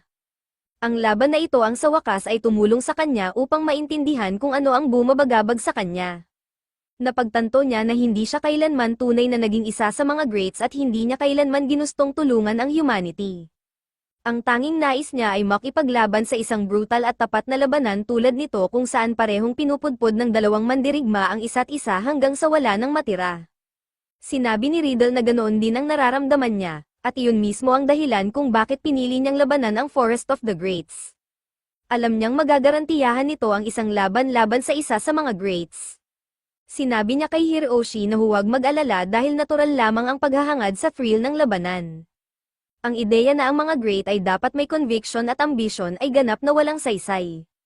Ipinahayag niya na ang tanging ibinigay sa kanila ng Petals ay talent. Itinuro niya na ang talent lamang ay hindi sapat para maging great ang isang tao. Karamihan sa mga returners ay nilalamon ng mga pangalan at talent ng nakaraan at ang kanilang mga kilos ay pinapatakbo ng delusion. Nagtaka si Hiroshi kung ano ba talaga sila, at kahit si Redel ay hindi rin sigurado. Ang alam lamang niya ay hindi na sila human at nawala na sa kanila ang lahat. Ang mga taong dati nilang sarili ay pinutol ang sarili nilang mga lalamunan kapalit ng talent. Kapalit nito ang kanilang memories at maging ang kanilang mga pangalan. Hindi na nila malalaman kung ano ang nais makamit ng mga taong iyon o kung kaninong approval ang kanilang hinahangad. Gayunpaman, sinabi ni Redel na iba si Toya, isa siyang incomplete returner at ibinunyag ni Redel na nagbigay si Yang ng tiyak na utos sa kanyang hukbo na huwag saktan ang sino mang may taglay pa ring modern name. Binanggit pa ni Yang si Toya mismo gamit ang kanyang pangalan. Napaisip na lamang si Hiroshi kung bakit, ngunit kahit si Redel ay walang sagot. Ang masasabi lamang niya ay nananatiling human si Toya at mayroon pa siyang future lampas sa kanyang talent. Sinabi ni Hiroshi na talagang kainggit-inggit iyon at sumang-ayon si Redel sa kanya. Pareho nilang inisip kung ano ang dati nilang mga pangalan at nagkasundo silang malamang ay pangkaraniwan lamang ang mga iyon. Pinanood sila ni Toya mula sa malapit at hindi siya makapaniwalang nag-uusap lang sila. Bigla, pareho nilang inamin na pagod na sila sa pagiging immortal. Nagpasya silang tapusin ang laban na ito para sa kanilang sarili at hindi para sa iba. Wala nang mas magandang kahihinatnan para sa kanila kundi ang kamatayan, kaya sabay silang sumugod sa isa't isa sa huling pagkakataon. Sa kabilang banda, nakita natin na kahit papaano ay napatay ni Haiho si Hathcock. Hindi makapaniwala ang Sinners, ngunit sinabi ni Yang na huwag silang mag-alala. Nadala ni Hathcock si Haiho sa kanyang pagbagsak, at patunay lamang iyon kung gaano siya kahusay bilang sharpshooter. Pagkatapos ay pinanood nila habang iniisip ni Newman kung may magagawa pa si Ned Ingle upang matulungan si Haiha. Sa kasamaang palad, huli na ang lahat dahil tuluyan nang natapos ang kanyang buhay. Isa sa mga sinners ay nagtaka kung may bumabagabag ba kay Yang, at sinabi nito na kaya niyang tapusin ang buhay ng sino mang nagpapalungkot sa kanya. Ipinaliwanag ni Yang na sa totoo lang ay masaya siya dahil ang buhay ni Hathcock ay tinapos ng isang karapat-dapat na kalaban.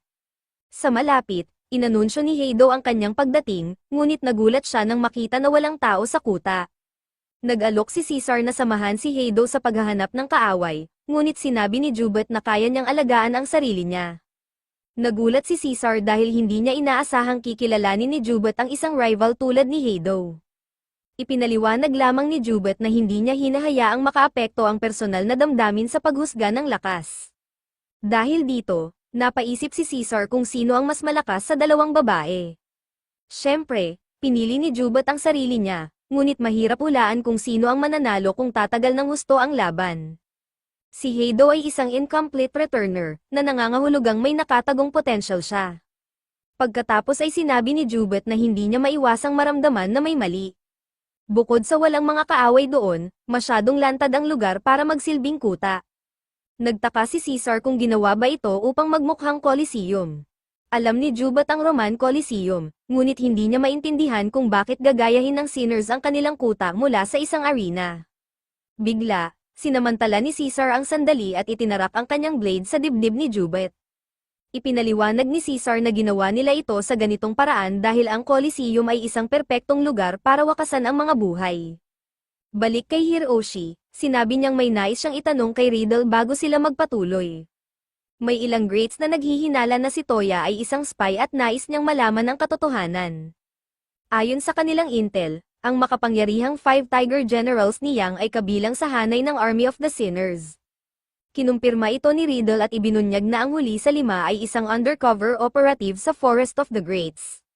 Nagtaka si Hiroshi kung hindi si Toya, sino kaya ang spy? Ibinunyag ni Riddle na ito ay ang bayani ng Rome na nag-ukit ng kanyang pangalan sa kasaysayan gamit ang panulat at espada. Siya ang pinakamalakas na returner sa lahat ng 5 Tiger Generals. Natapos na ni Caesar ang kanyang transformation at napatitig si Heido sa gulat. Natapos ang buhay ni Jubet at sinabi ni Caesar na matagal nang naitakda ang kapalaran. Inakala niyang magiging matamis ang maging traidor, ngunit napagtanto niyang hindi pala ito kasing ganda ng inaakala. Agad siyang inatake ni Heido at tinawag siyang isang traitor. Madaling naitaboy ni Caesar si Heido at napaisip siya kung paano siya naihagis nito ng ganoon kalayo. Ipinahayag ni Caesar na napakawalang ingat niya na sumugod sa close quarters laban sa kanya, lalo na dahil sa sandatang hawak niya.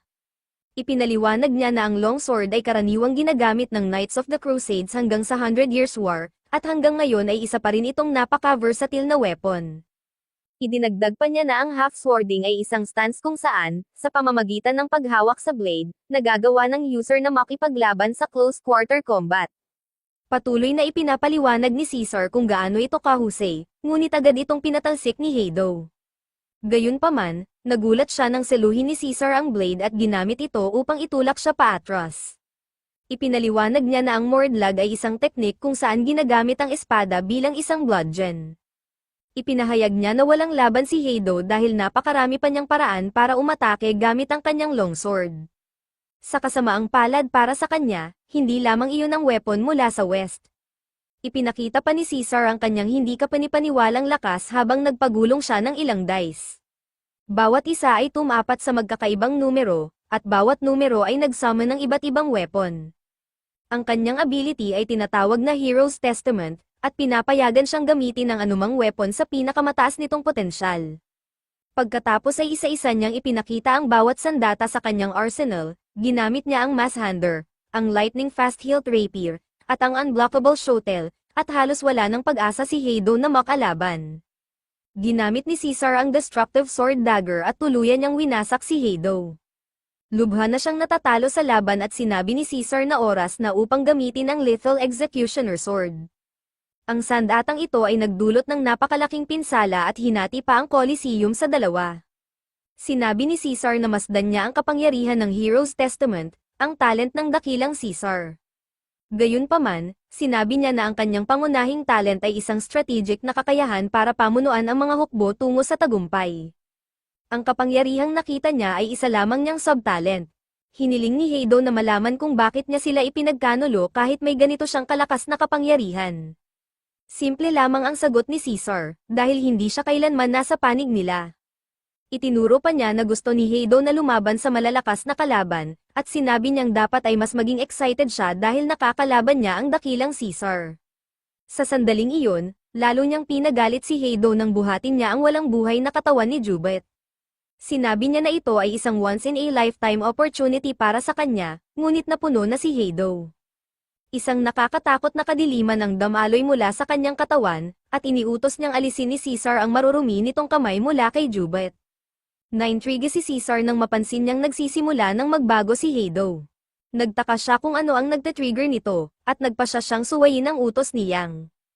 Hindi na siya magpipigil dahil nais niyang makita mismo kung ano ang kayang gawin ng isang incomplete returner. Samantala, sina Ain at Newton ay patuloy na nakikipaglaban kina Hitler at PT.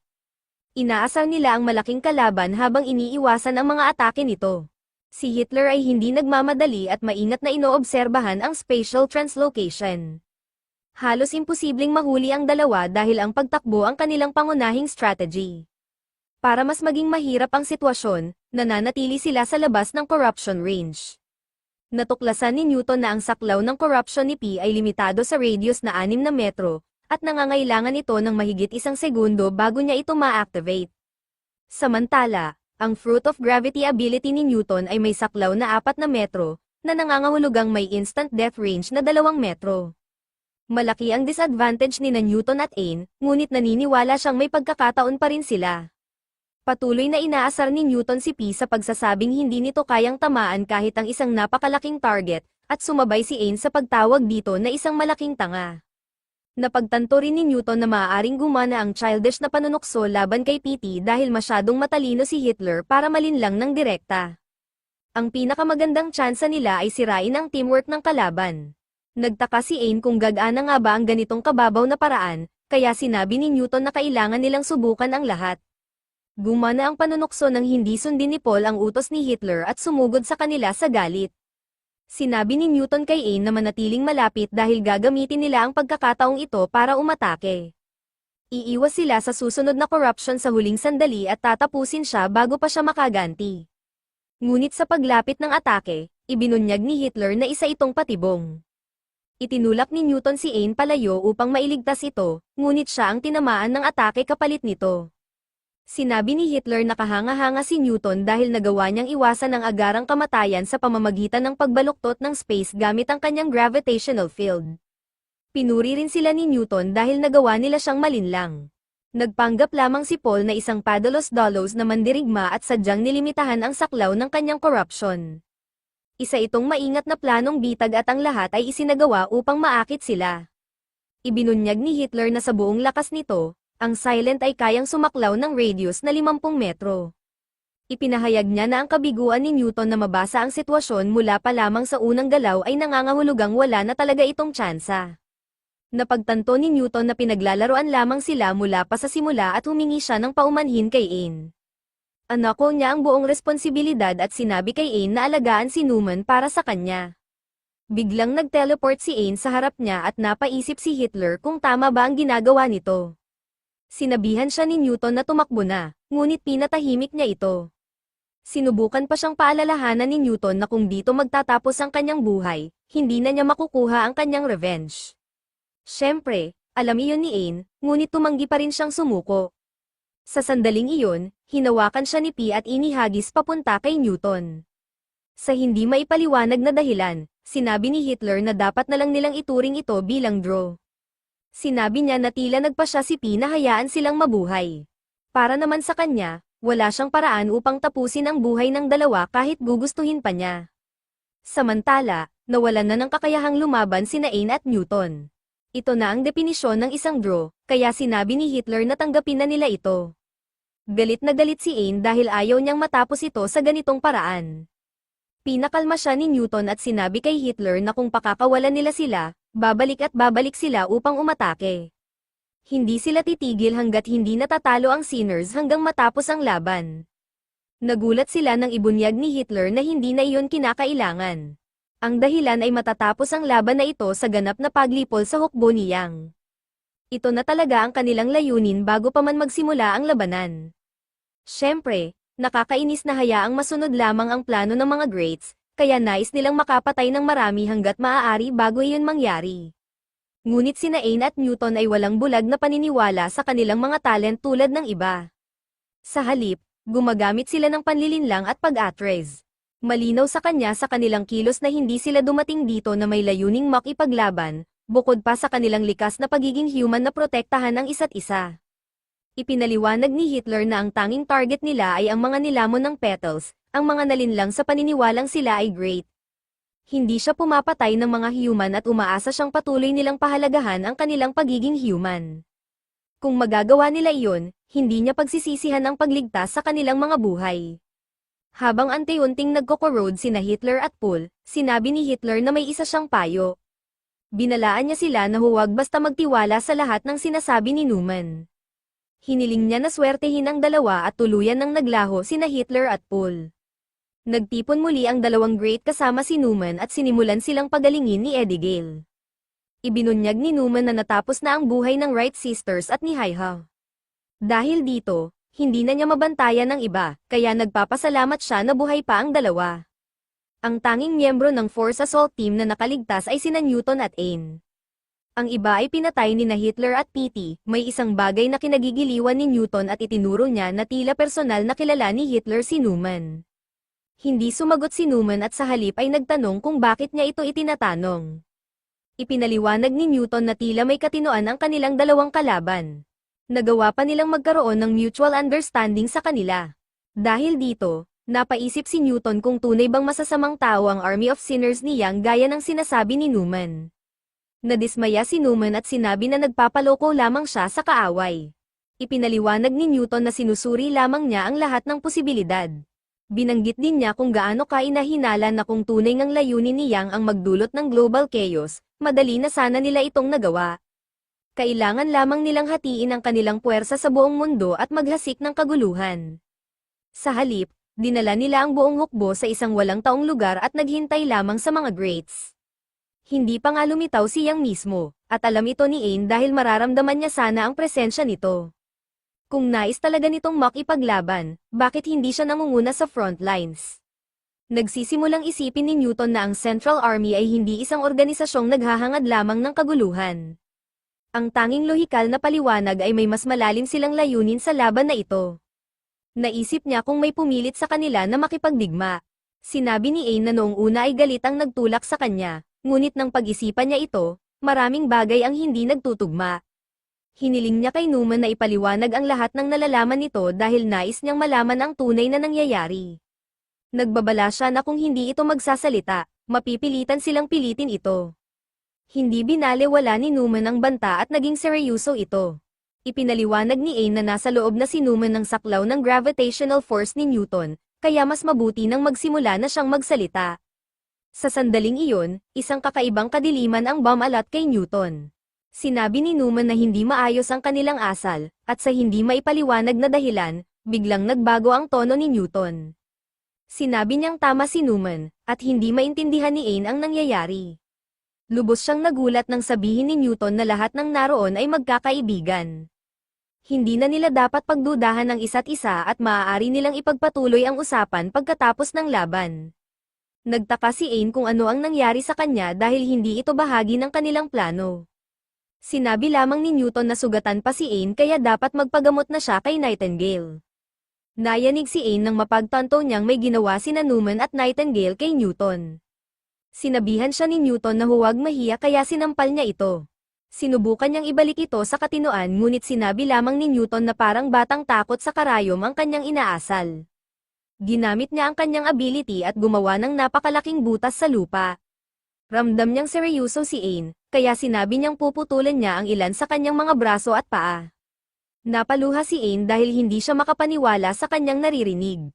Samantala, kay Hiroshi, nakita natin na naibigay na ni Redl ang huling atake. Labis ang kasiyahan ni Riddle sa kanilang duel at sinabi niyang nalampasan ni Hiroshi ang kanyang sarili. Dumating si Toya at may ibinunyag si Riddle sa kanya. Sinabi niya na makakakita siya ng maze ng mga nakal-alasong halaman sa kabilang panig ng kuta. Inutusan niya ang ating bida na dumiretso lamang dahil naghihintay si Yang sa Tear Ants Castle. Nagawa rin ni Hiroshi na magdulot ng fatal damage sa kanya, kaya tuluyan nang nagwakas ang buhay ni Riddle. Sa kabutihang palad, nakatayo pa si Hiroshi at natuwa si Toya na makita siyang ayos lang. Sinabi ni Hiroshi na ang duel na iyon ay isang mahiwagang sandali dahil sa wakas ay nakalaban siya ayon sa kanyang sariling kagustuhan, hindi para sa anumang ideal, layunin, o tagumpay, kundi dahil lamang sa kanyang instinct.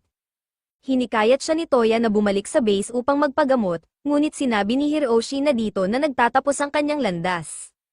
Unti-unting naglalaho ang kanyang katawan at sinabi niya kay Toya na umalis na ito. Bago siya tuluyang mawala, sinabi ni Hiroshi kay Toya na kunin ang kanyang talent. Ang kanyang immortality ay tiyak na magiging malaking tulong.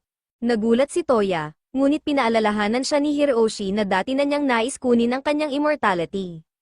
Inamin ni Toya na ganoon nga ang nararamdaman niya noon, ngunit iyon ay bago pa sila naging magkaibigan. Marami pa siyang gustong itanong at ayaw niyang magtapos ang lahat sa ganitong paraan.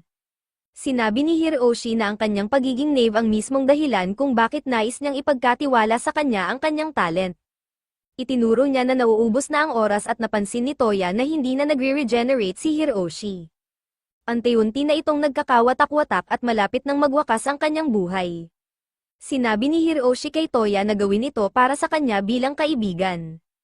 Ang pagkuha sa kanyang power ang nag-iisa niyang hiling. Bilang kanyang huling kilos, sinabi ni Hiroshi kay Toya na ang pangangailangan ng maraming returner talents upang malampasan ang kanyang kapatid ay nagsasabi kung anong klaseng tao si Seiya. Pagkatapos ay binati niya si Toya ng good luck at nagpaalam ang dalawa sa isa't isa. Kinuha ni Toya ang talent ni Hiroshi at tuluyan na itong pumanaw. Ang talent na tinatawag na Harkening Soul ay napunta na ngayon kay Toya. Matapos tanggapin ang lahat ng nangyari, pinaalalahanan ni Toya ang sarili na magpatuloy lamang. Dumating siya sa isang graveyard at napagtanto niyang napapalibutan ng mga libingan ang kastilyo. Sa hindi maipaliwanag na dahilan, nakasulat sa mga lapida ang mga pangalan ng greats. Isang pangalan ang nakakuha ng kanyang pansin, ang kay Hiroshi. Pinilit ni Toya ang sarili na huwag itong pag-isipan at pinaalalahanan ang sarili na magpatuloy lamang. Upang palakasin ang kanyang loob, inalala niya ang lahat ng panghahamak na kanyang naranasan noon. Sa loob ng kastilyo, sinabi ni Yang na nawala ang kanilang mga mata nang matalo si Hitler, wala na silang nakikita ngayon at hindi nila alam kung darating ba ang hinihintay nila. Sinabi ng prophecy guy na gagawa siya ng panibagong prophecia, ngunit sinabi ni Yang na hindi na ito kailangan, ito ay dahil dumating na si Toya, at tinanggap siya ni Yang. Naghanda si Toya na atakihin si Shang, kaya inactivate niya ang kanyang power. At handang pagbigyan siya ni Shang sandali, kaya bumaba siya mula sa kanyang trono at naghanda para sa laban. Sumuntok siya kay Toya, pero nagawa nitong umiwas agad. At sinubukan ni Toya na tamaan siya gamit ang ilang spikes, pero lumabas na clone lang pala iyon.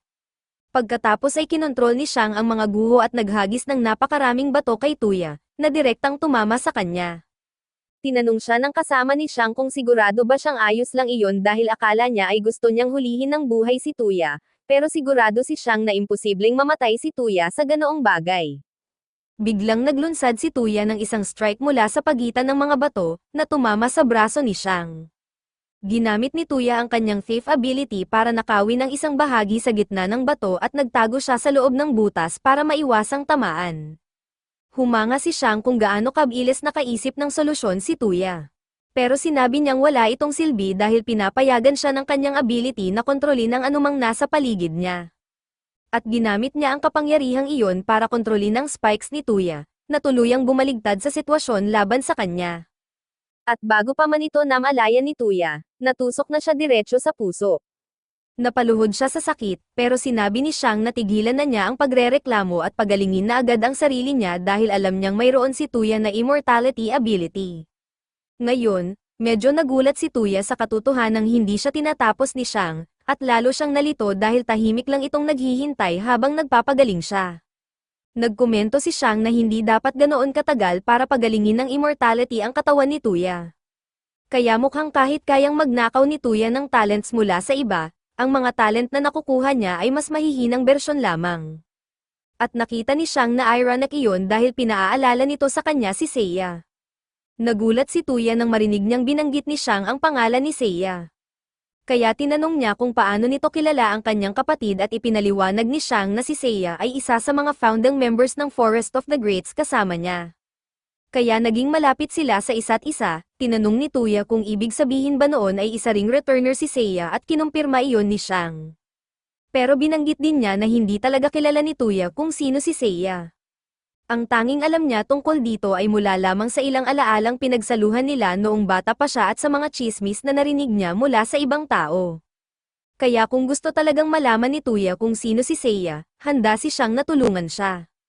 Hindi maintindihan ni Tuya ang sinasabi ni Shang, pero sa mismong sumunod na sandali, sinaksak siya nito sa tiyan at sinabi na ipapakita niya kay Tuya ang lahat ng kailangan nitong malaman tungkol kay Seiya. Nagsimulang makakita si Tuya ng mga vision ni na Seiya at ng original members ng Forest of the Greats at si Seiya ay may return ng ability ni Leonardo da Vinci, Universal Vessel, na nagbibigay sa kanya ng kakayahang matutunan ang halos anumang talent dahil kilala si Da Vinci bilang isang multitalented genius.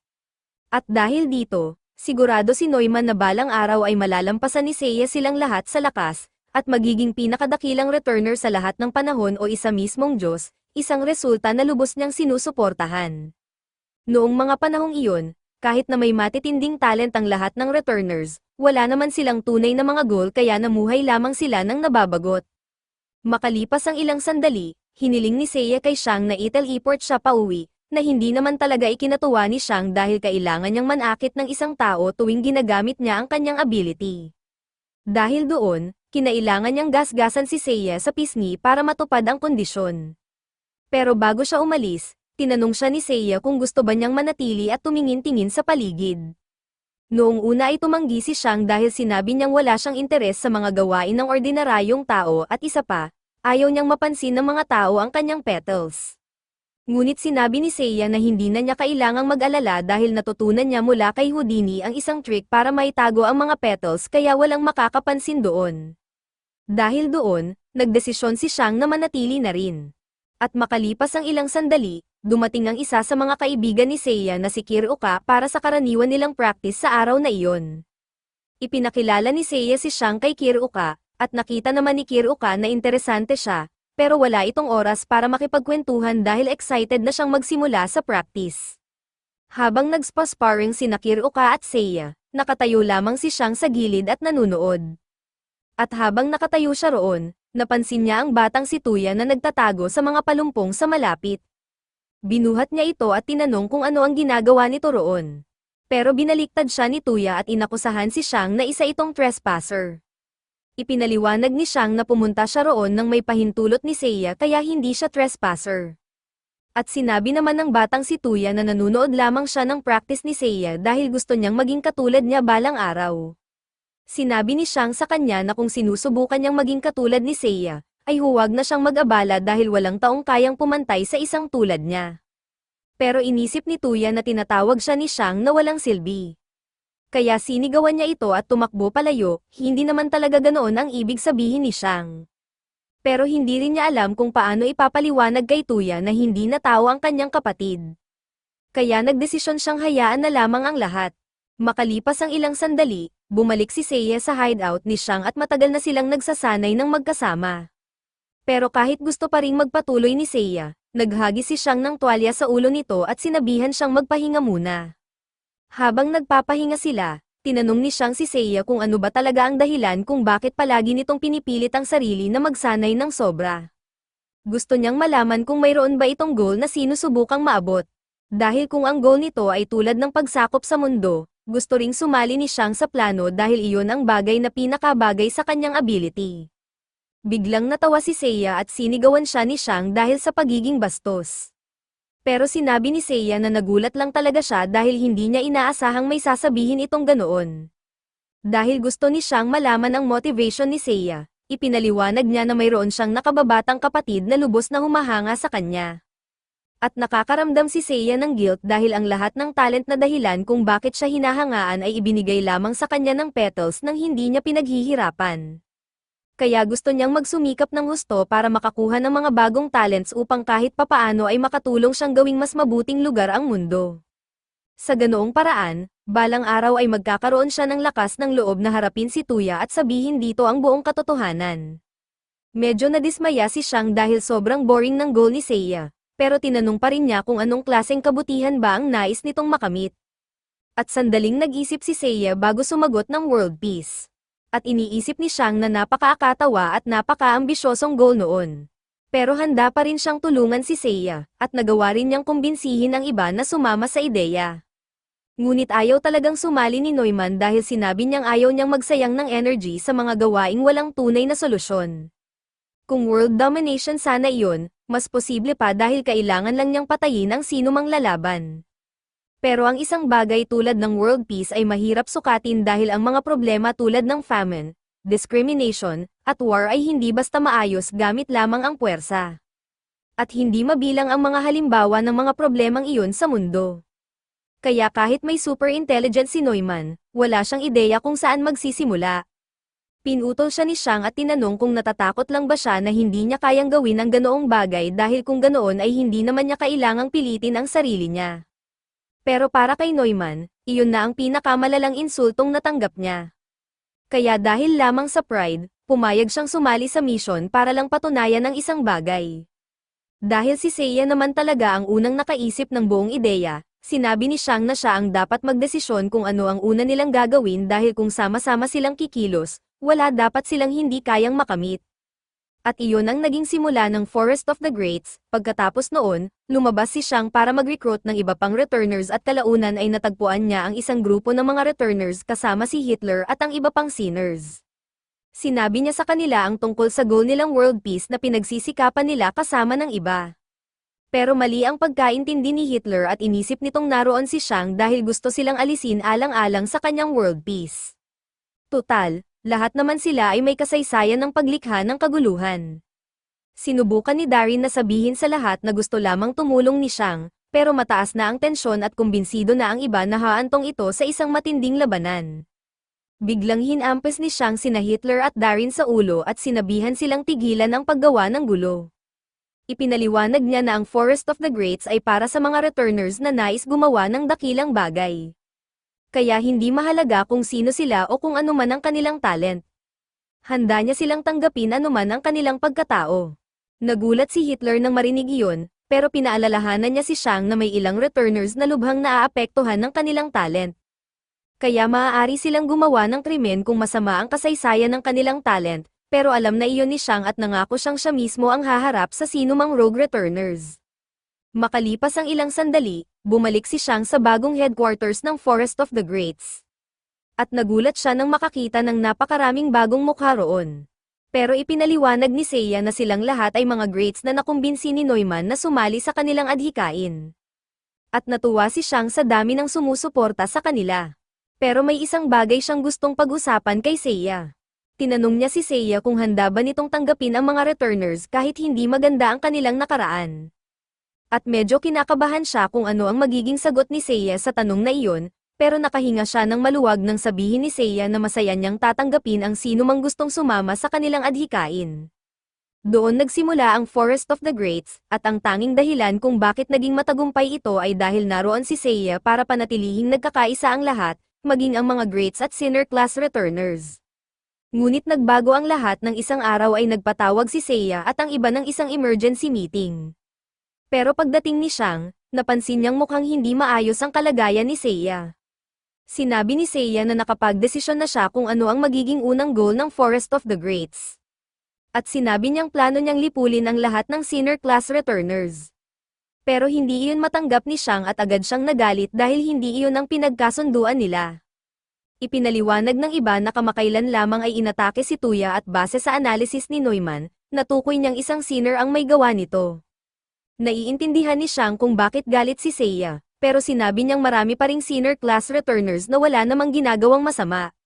Ngunit sinabi ni Seiya na ayon sa calculations ni Neumann, napakataas ng posibilidad na maulit muli ang ganitong klaseng krimen at walang paraan ang ordinaryong tao para protektahan ang kanilang sarili. Kung iyon talaga ang nararamdaman ni Seiya, Lumuhad si Shang at sinabi kay Seiya na magsimula ito sa pamamagitan ng pagpatay sa kanya. Nag-atubili si Seiya nang marinig niya iyon, pero nang makita ni Shang ang pag-aalinlangan niya, lalo lamang siyang nagalit dahil ipinapakita nitong wala talagang tunay na conviction si Seiya. Kung sigurado siyang kailangang lipulin ang lahat ng senior class returners, hindi dapat maging hadlang ang pagkakaibigan nila. Sinabi ni Shang kay Seiya na marami siyang kaibigang sinners at hindi siya basta manonood habang pinapatay ang mga ito. Kaya ibig sabihin nito ay gera na, at kasabay ng mga salitang iyon, itinusok niya ang kanyang kamao diretso sa dibdib ni Seiya. Nanlaki ang mga mata ng lahat nang makita nila ang ginawa ni Shang, lalo na si A, na agad sinubukang patayin siya, pero nagawa ni Shang na maiwasan ang fatal hit. At sa sandaling iyon, napansin niya na may nakakakilabot ng ngiti sa mukha ni Neumann, na para bang matagal na nitong pinaplano ang lahat ng ito. Muling naghanda ang grupo na atakihin si Shang para tuluyan siyang patayin, pero bago nila iyon magawa, agad na itinakas ni Seiya si Shang gamit ang teleportation.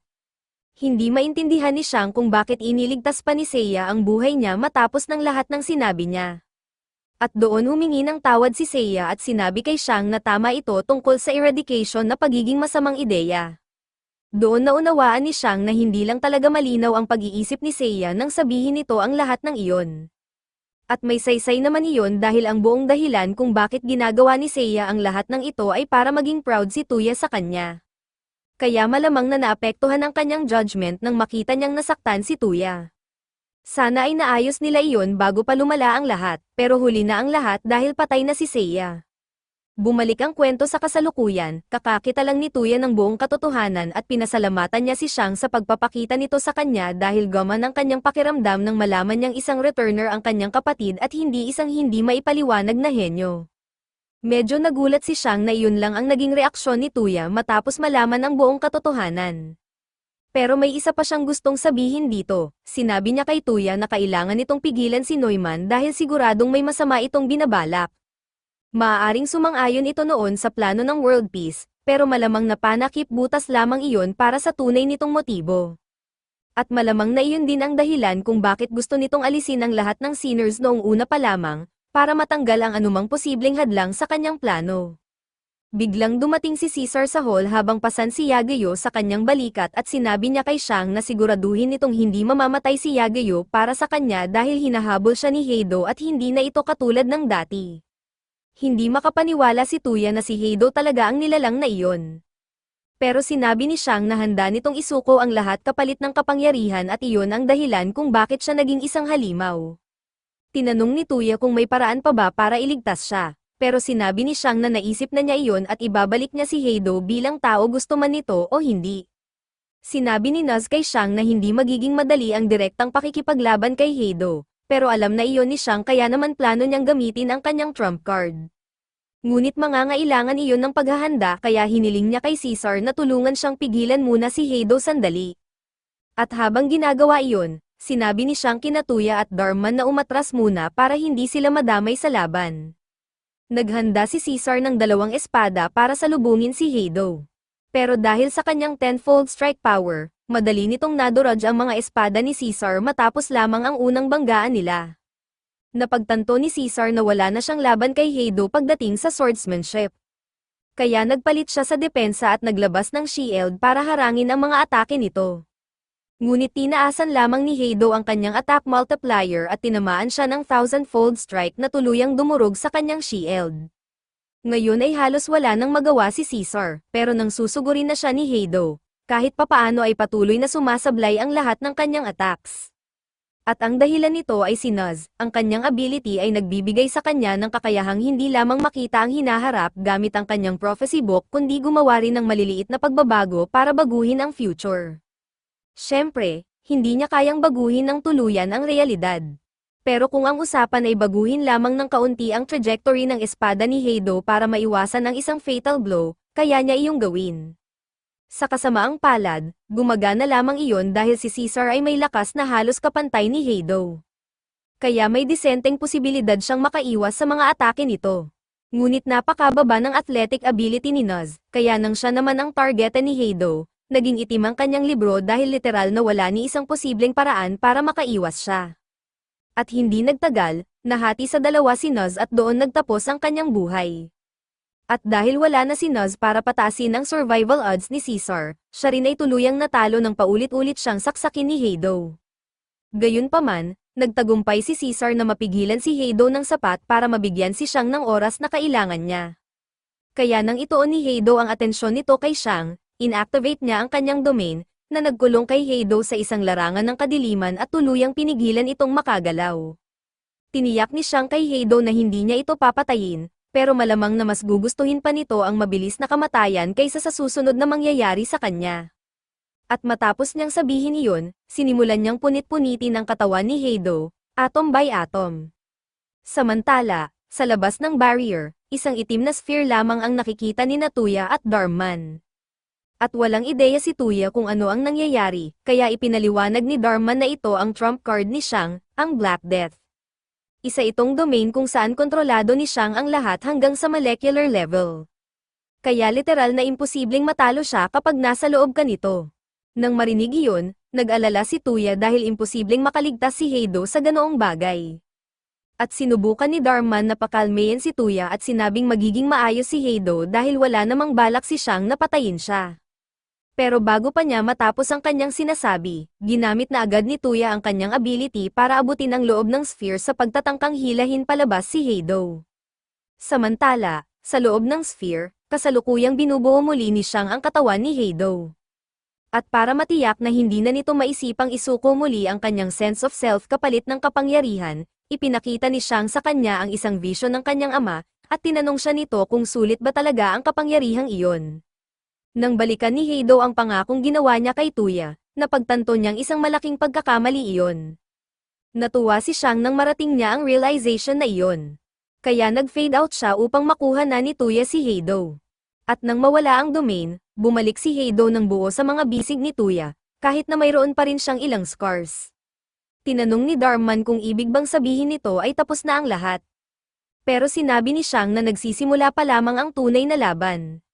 Samantala, sa Defense Force Lab, abala pa rin sina Atsuki at ang iba sa pagsusuri sa branch of reincarnation na kanilang nahanap. Pero hanggang ngayon ay wala pa rin silang swerte sa pagtukoy sa pinagmulan nito.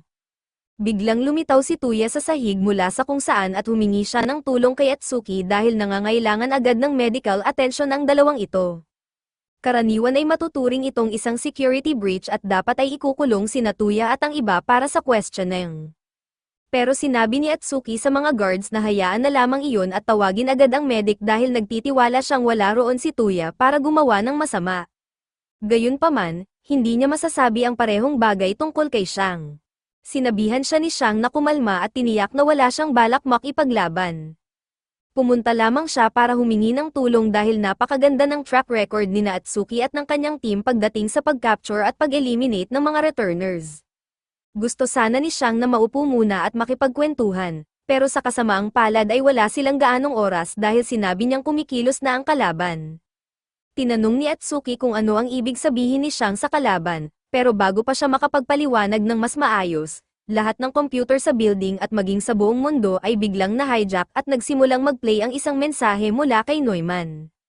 Kinausap niya ang lahat ng tao sa mundo at sinabi niyang siya ang leader ng Forest of the Greats at kasalukuyan siyang nagtatrabaho para sa goal na world peace. Ngunit para makamit ang goal na iyon, napagdesisyonan niyang kailangang alisin ang lahat ng senior class returners sa pamamagitan ng pagpatay sa kanila. At dahil doon, nangangahulugan din iyon na kailangang mamatay ang buong sangkatauhan. Tutal, lahat ng tao ay may posibilidad na maging isang senior class returner. Dahil dito, plano niyang ipasailalim ang lahat sa reincarnation ritual sa pamamagitan ng paglaslas ng kanilang lalamunan gamit ang branch of reincarnation. At kung sakaling magising nila ang isang great class talent, masaya silang tatanggapin ni Neumann sa Forest of the Greats. Ngunit kung senior class talent naman ang kanilang ma-awaken, agad silang papatayin sa mismong lugar. At kung sakaling wala naman silang ma-awaken na talent, malas na lamang nila dahil nilaslas lang nila ang kanilang lalamunan ng walang dahilan. Sa pamamagitan ng planong ito, mapupuno ang mundo ng mga greats lamang. At para masiguradong seryusuhin ng buong mundo ang kanyang sinasabi, naghanda si Nightingale ng isang maliit na demonstration ng kapangyarihang taglay ng Forest of the Greats. Naglabas siya ng isang screen at ipinakita nito si Alfred Nobel na nasa gitna ng Australia. At nang matanggap niya ang signal, inactivate niya ang kanyang talent para gumawa ng annihilation bomb. At ganoon na lamang, tuluyang nabura ang Australia sa mapa. Kasabay nito, natanggap din ni Tesla ang signal para kumilos. Kaya chinarge niya ang kanyang ability at agad na bumutis ng diretso sa Mount Everest, pero hindi pa doon nagtatapos ang demonstration ni Neumann. Pagkatapos ay lumipat ang screen kay Gagarin na nasa low orbit kasama ang kanyang satellite, at agad siyang naglunsad ng ilang kinetic bombardments pababa sa Earth na nagdulot ng matinding pinsala sa iba't ibang bahagi ng mundo. Muling kinausap ni Neumann ang buong sangkatauhan at sinabi niyang maliit na bahagi pa lamang iyon ng kapangyarihang taglay nila dahil hindi pa nga nila ginagamit si Heisenberg, pero tiniyak niyang hindi dapat mag-alala ang mga tao dahil hindi pa magsisimula ang plano hanggang sa January 1 ng susunod na taon. Kaya may 3 buwan pa ang sangkatauhan para makipagpayapaan bago sila maging greats o mamatay. Nang matapos ang transmission, winasak ni Chiang ang bawat computer sa silid. At nang tanungin siya ni Atsuki kung bakit niya iyon ginawa, ipinaliwanag niyang minamanmanan sila ni Neumann sa pamamagitan ng mga screen. Ang tunay nitong ability ay Cyber Mastermind, na nagbibigay dito ng kakayahang kontrolin at gamitin ang kahit anong computer sa anumang paraan na gusto nito. Nagulat si Tuya nang marinig iyon dahil akala niya ay computational prediction lamang ang ability ni Neumann, pero ipinaliwanag ni Chiang na posible para sa isang returner na magkaroon ng higit sa isang ability. Tinanong ni Atsuki kung bakit kalmado pa rin si Chiang gayong isa siya sa mga sinners na gustong lipulin ni Neumann. Pero sinabi ni Chiang na hindi na rin naman siya magtatagal dahil hindi nakakayanin ng kanyang katawan ng mas matagal pa. Sigurado siya ngayon lamang kumilos si Neumann dahil alam nitong wala na siyang sapat na oras para labanan siya.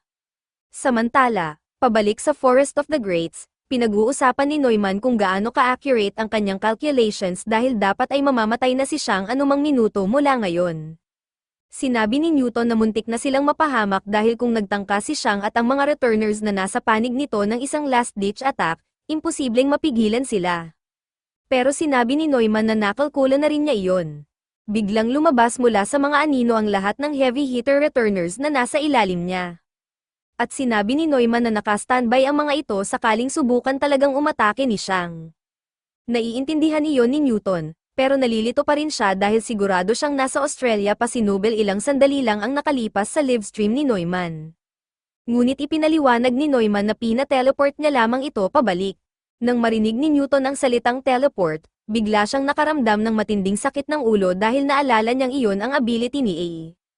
Kaya tinanong niya si Neumann kung ano ang nangyari rito. At sinabi ni Neumann na siya mismo ang pumatay kay A gamit ang sarili niyang mga kamay. Sa katunayan, sobrang lubos ng ginawa niya kaya paan na lamang ang natira rito.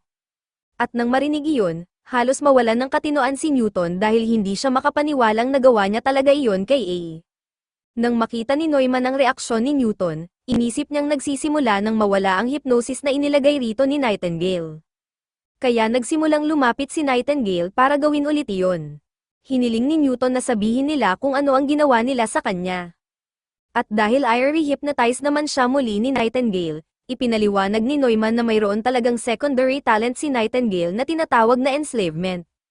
Nagmula ito sa bahagi ng kanyang kwento kung saan labis na nagpasalamat sa kanya ang mga sundalong kanyang ginamo kaya handa silang gawin ang kahit anong iutos niya, kaya naman ngayon ay nagagawa na niyang alipinin ang sinumang pagalingin niya gamit ang kanyang healing powers. Hindi makapaniwala si Newton na gagamit sila ng ganoong ability para pilitin siyang pumatay, pero sinabi ni Neumann na hindi naman sana kailangang mamatay ni A kung tinanggap lamang nito ang enslavement at sumama sa kanilang panig. Tinanong ni Newton kung ibig bang sabihin nito na si Neumann din ang dahilan kung bakit napatay si Seiya. At hindi iyon itinanggi ni Neumann, kaya sinubukan ni Newton na hikayatin ang lahat ng iba pa para tulungan siyang pigilan siya. Ngunit agad niyang napagtanto na kontrolado na rin pala silang lahat ni Nightingale dahil sa buong panahon ni Neumann doon, tiniyak nitong lahat ng sugatang miyembro ng Forest of the Greats ay napagaling ni Nightingale kahit minsan bilang paghahanda sa mismong sandaling ito. Hindi makapaniwala si Newton na gusto talagang ituloy ni Neumann ang lahat ng ito. At tinanong niya ito kung biro lamang ba talaga para rito ang pangarap niyang world peace. Pero habang sinasabi niya iyon, nakita niyang tumutulo ang luha sa mukha ni Neumann. At doon niya naunawaan ang totoong nangyayari, kontrolado rin pala si Neumann. Malamang na gumagana ang enslavement sa pamamagitan ng aktibong pagbaluktot sa isip ng target para paniwalaing gusto nitong sundin ang mga utos na ibinibigay sa kanya. Pero kapag pinilit ang isang tao na gumawa ng bagay na taliwas sa kanyang tunay na pagkatao, sinusubukan ng subconscious na lumaban kaya napapaiyak ang target nang hindi nito alam kung bakit. Ang ibig sabihin lamang nito ay si Nightingale ang tunay na mastermind sa likod ng buong genocidal plot na ito. Samantala, pabalik sa Defense Force Base, napagdesisyonan din ni Xiang na hindi si Neumann ang tunay na mastermind at may ibang taong kumokontrol dito kasama ng lahat ng nasa Forest of the Greats. Ibig sabihin ay kalaban nila ang isang ganap na nagkakaisang puwersa. Pero may magandang bahagi rin iyon dahil nangangahulugan din itong kailangan lamang nilang pabagsakin ang mastermind para matigil ang lahat ng ito. Gayunpaman, pinutol siya ni Atsuki at sinabing wala siyang pakialam sa lahat ng nakakabagot na detalye tungkol sa digmaan ng mga returners. Ang tanging dahilan kung bakit niya inimbestigahan ang tungkol sa mga returners noong una ay dahil naghahanap siya ng mga clue tungkol sa isang partikular na murder case. Alam na agad ni Xiang kung saan papunta ang usapan. Kaya diretsahan niyang sinabi kay Atsuki na siya ang pumatay kay Seiya. At sa mismong sandaling kumpirmahin niya iyon, agad siyang sinubukang patayin ni Atsuki, pero hamarang si Darman at sinabi ni Tuya kay Atsuki na maghintay muna. Ipinaliwanag niyang parehong nalinlang sina Xiang at Seiya para labanan ang isa't isa kaya hindi ganap na kasalanan ni Xiang ang lahat. At sapat pa rin ang pagiging kalmado ni Atsuki para maintindihan iyon. Kaya pumayag siyang isantabi muna ang kanyang galit para mailigtas nila ang mundo. Pero wala siyang ideya kung paano nila matatalo ang mastermind na ito. Pagkatapos ay nagsalita si Xiang at sinabing mayroon siyang plano dahil magiging madali para kay Tuya na manalo kung nakawin nito ang kanyang ability. Ang Omni Receptacle ay may kakayahang kontrolin ang buong mundo kapag ganap na nagamit. Kaya magiging madali lamang talunin ang mastermind gamit iyon at sa wakas ay matutupad na ni Xiang ang kanyang goal na malampasan si Seiya.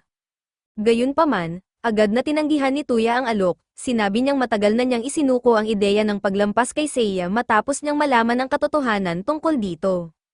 At kahit totoo na kayang solusyunan ng ability ni Xiang ang lahat ng kanilang problema sa pamamagitan ng pagkontrol sa buong mundo, kahit si Xiang mismo ay piniling huwag itong gamitin para sakupin ang mundo. Kaya wala ring balak si Tuya na gawin iyon, tinanong siya ni Xiang kung sigurado ba siya dahil magiging napakahirap manalo nang wala ang kanyang ability. At sinabi ni Tuya na nakapagdesisyon na siya, kaya ipinagkatiwala na lamang ni Xiang ang natitirang laban sa kanya.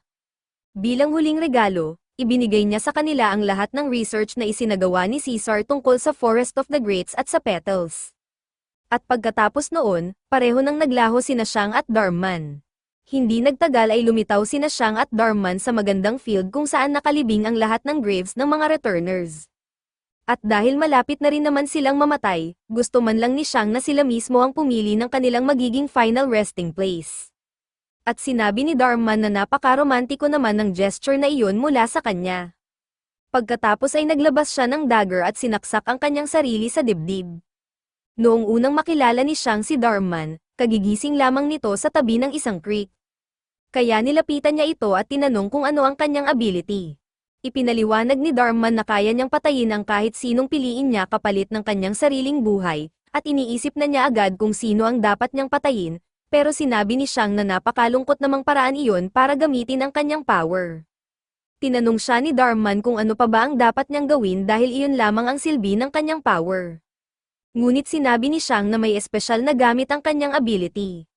Sa natural na takbo ng buhay, nakatakdang mamatay ang mga tao ng nag-iisa, pero ang kanyang power ay nagbibigay sa kanya ng kakayahang atali ang kanyang kamatayan sa ibang tao, at iyon ay isang napaka-espesyal na bagay.